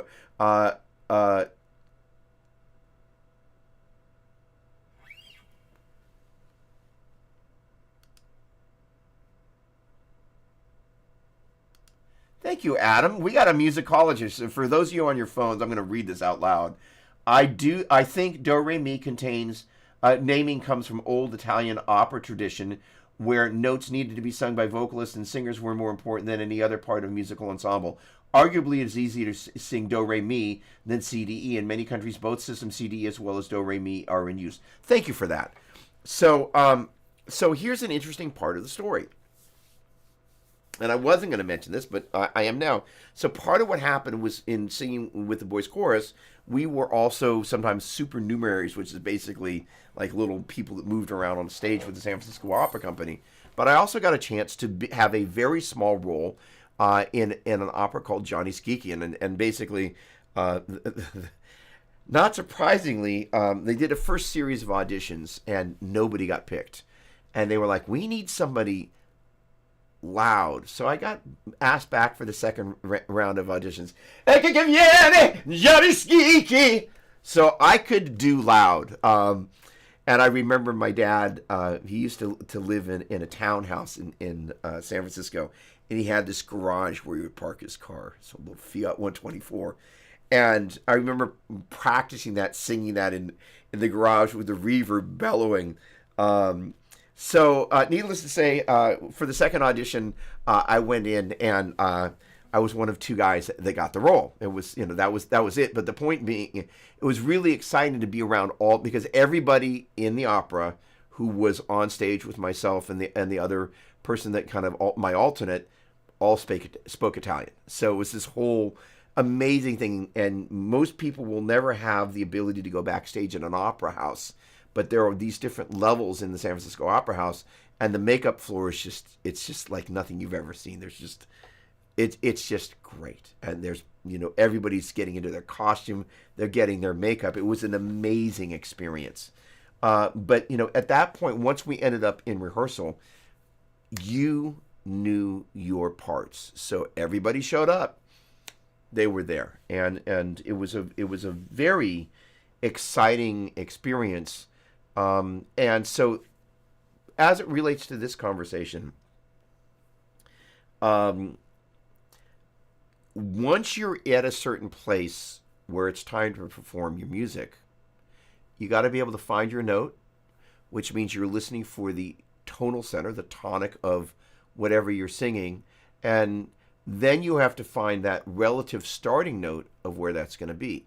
Getting back to Brent Milligan's comment, by having, he would actually play two different songs at the same time and play along with the right one, you know what you need to focus on. So if somebody's singing or playing something, you've got to find your note, or you're trying to find your note, your ability to scale sing or interval jump to that is a hugely valuable thing, separate from the ability to sing a bass line and come up with a bass line and all these things. But today the goal has been to cover modern applications. I love and really appreciate that, because the very clearly, if it showed up in Latin America, chances are it started somewhere in Europe before all the people migrated to Latin America. So I need to reach out to Marco Sfagoli. He's an Italian transcriptionist, does Tim Pierce's transcription. He and I have kind of become buddies. He's a music educator, great guitar player, lovely guy. So I'm going to have to reach out to him. So thank you for that, Adam. I really appreciate that. As it relates to our guitar journey, I'm going to suggest that you strongly consider, if you're looking for places to focus on note names and scale degree numbers for this reason. If we go over to the piano, I see white keys.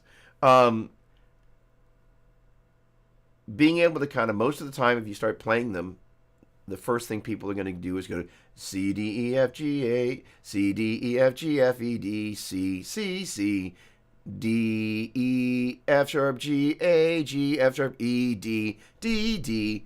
You're going to start navigating through those by note names.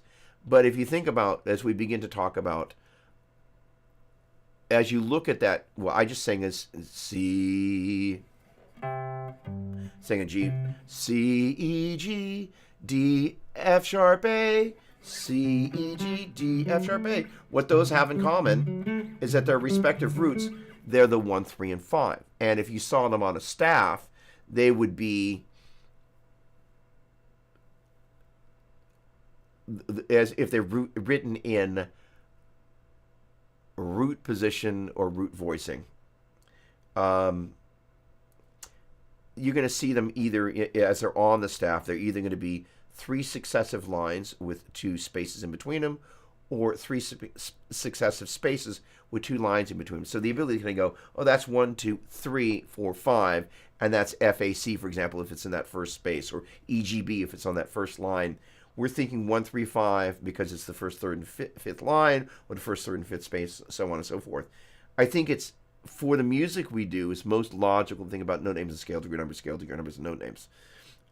Because of the fact that there are Italians on the planet, and there are, Spanish-speaking people that have come into my world. I'm not going to say to ignore solfege, but I would probably suggest, unless you're a Spanish speaker, you're going to probably get more mileage out of scale to your numbers and note names. And that would be my suggestion.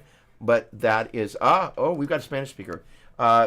Me voy a enseñar es en placer siempre always escucho. That is, hold on, let me get to the right screen. Tony, muchas gracias.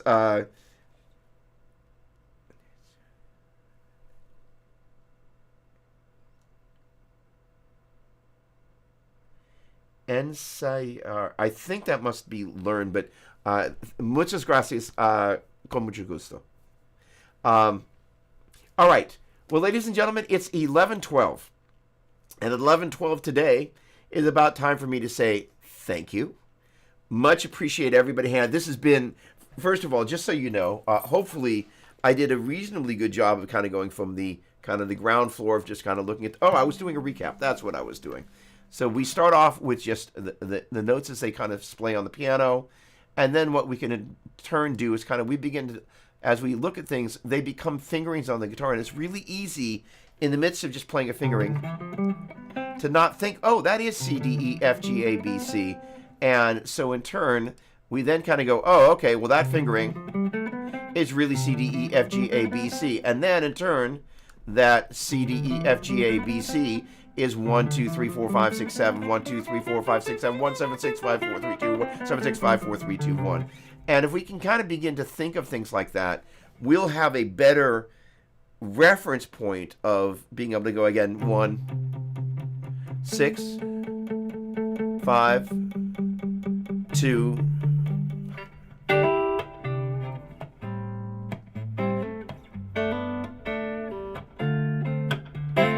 and we can begin to create chord progressions, and then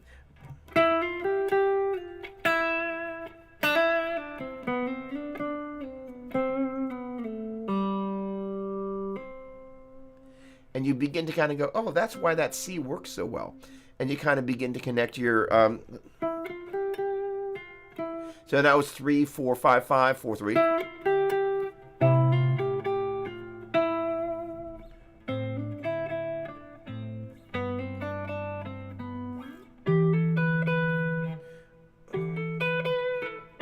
So there, what I did was I took a motif.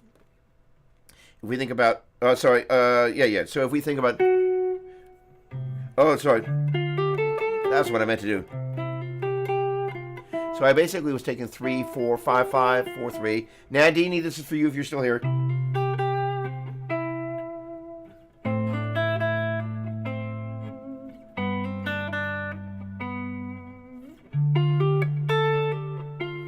So what's neat about that is I'm accessing the 3 and 5 of the 1 chord, the flat 3 and the 5 of the 6 chord, the 3 and the 5 of the 5 chord, the flat 3 and the 5 of the 2 chord, kind of using the 4 to build suspense.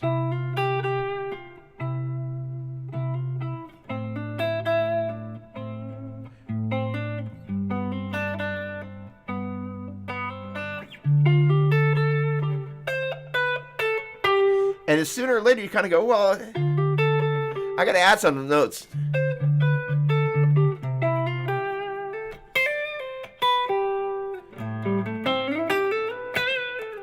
But it gives you a platform of which to start and build some new ideas, which is the whole point. All right. Let's take a look here. Hey, there we go. Hey, Griffin, great to see you. Hello, thanks so much.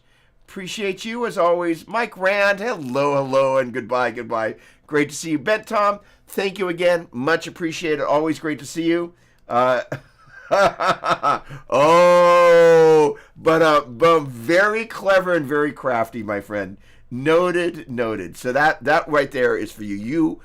You just cut loose with that, because that, again, those chord tones are kind of what we wrap around what I call micro modalities. This overarching modality is C major, but when we're at the 6th chord,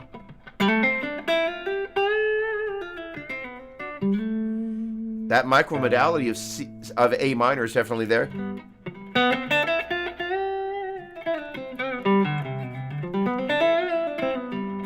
Same playing with that G Mixolydian.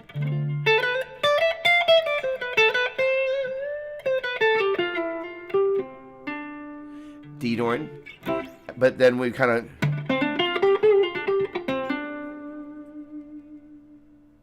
We're waiting for this guy. All right. Excellent, excellent. Brad, thank you so much. Like a 32-ounce steak. Yes! I've graduated to beef.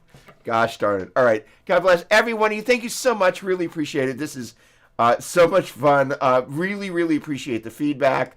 I hope that helps you make some new and quote-unquote better, because it's new, and beyond kind of the rutted path that we all fall into. How do we break out of it?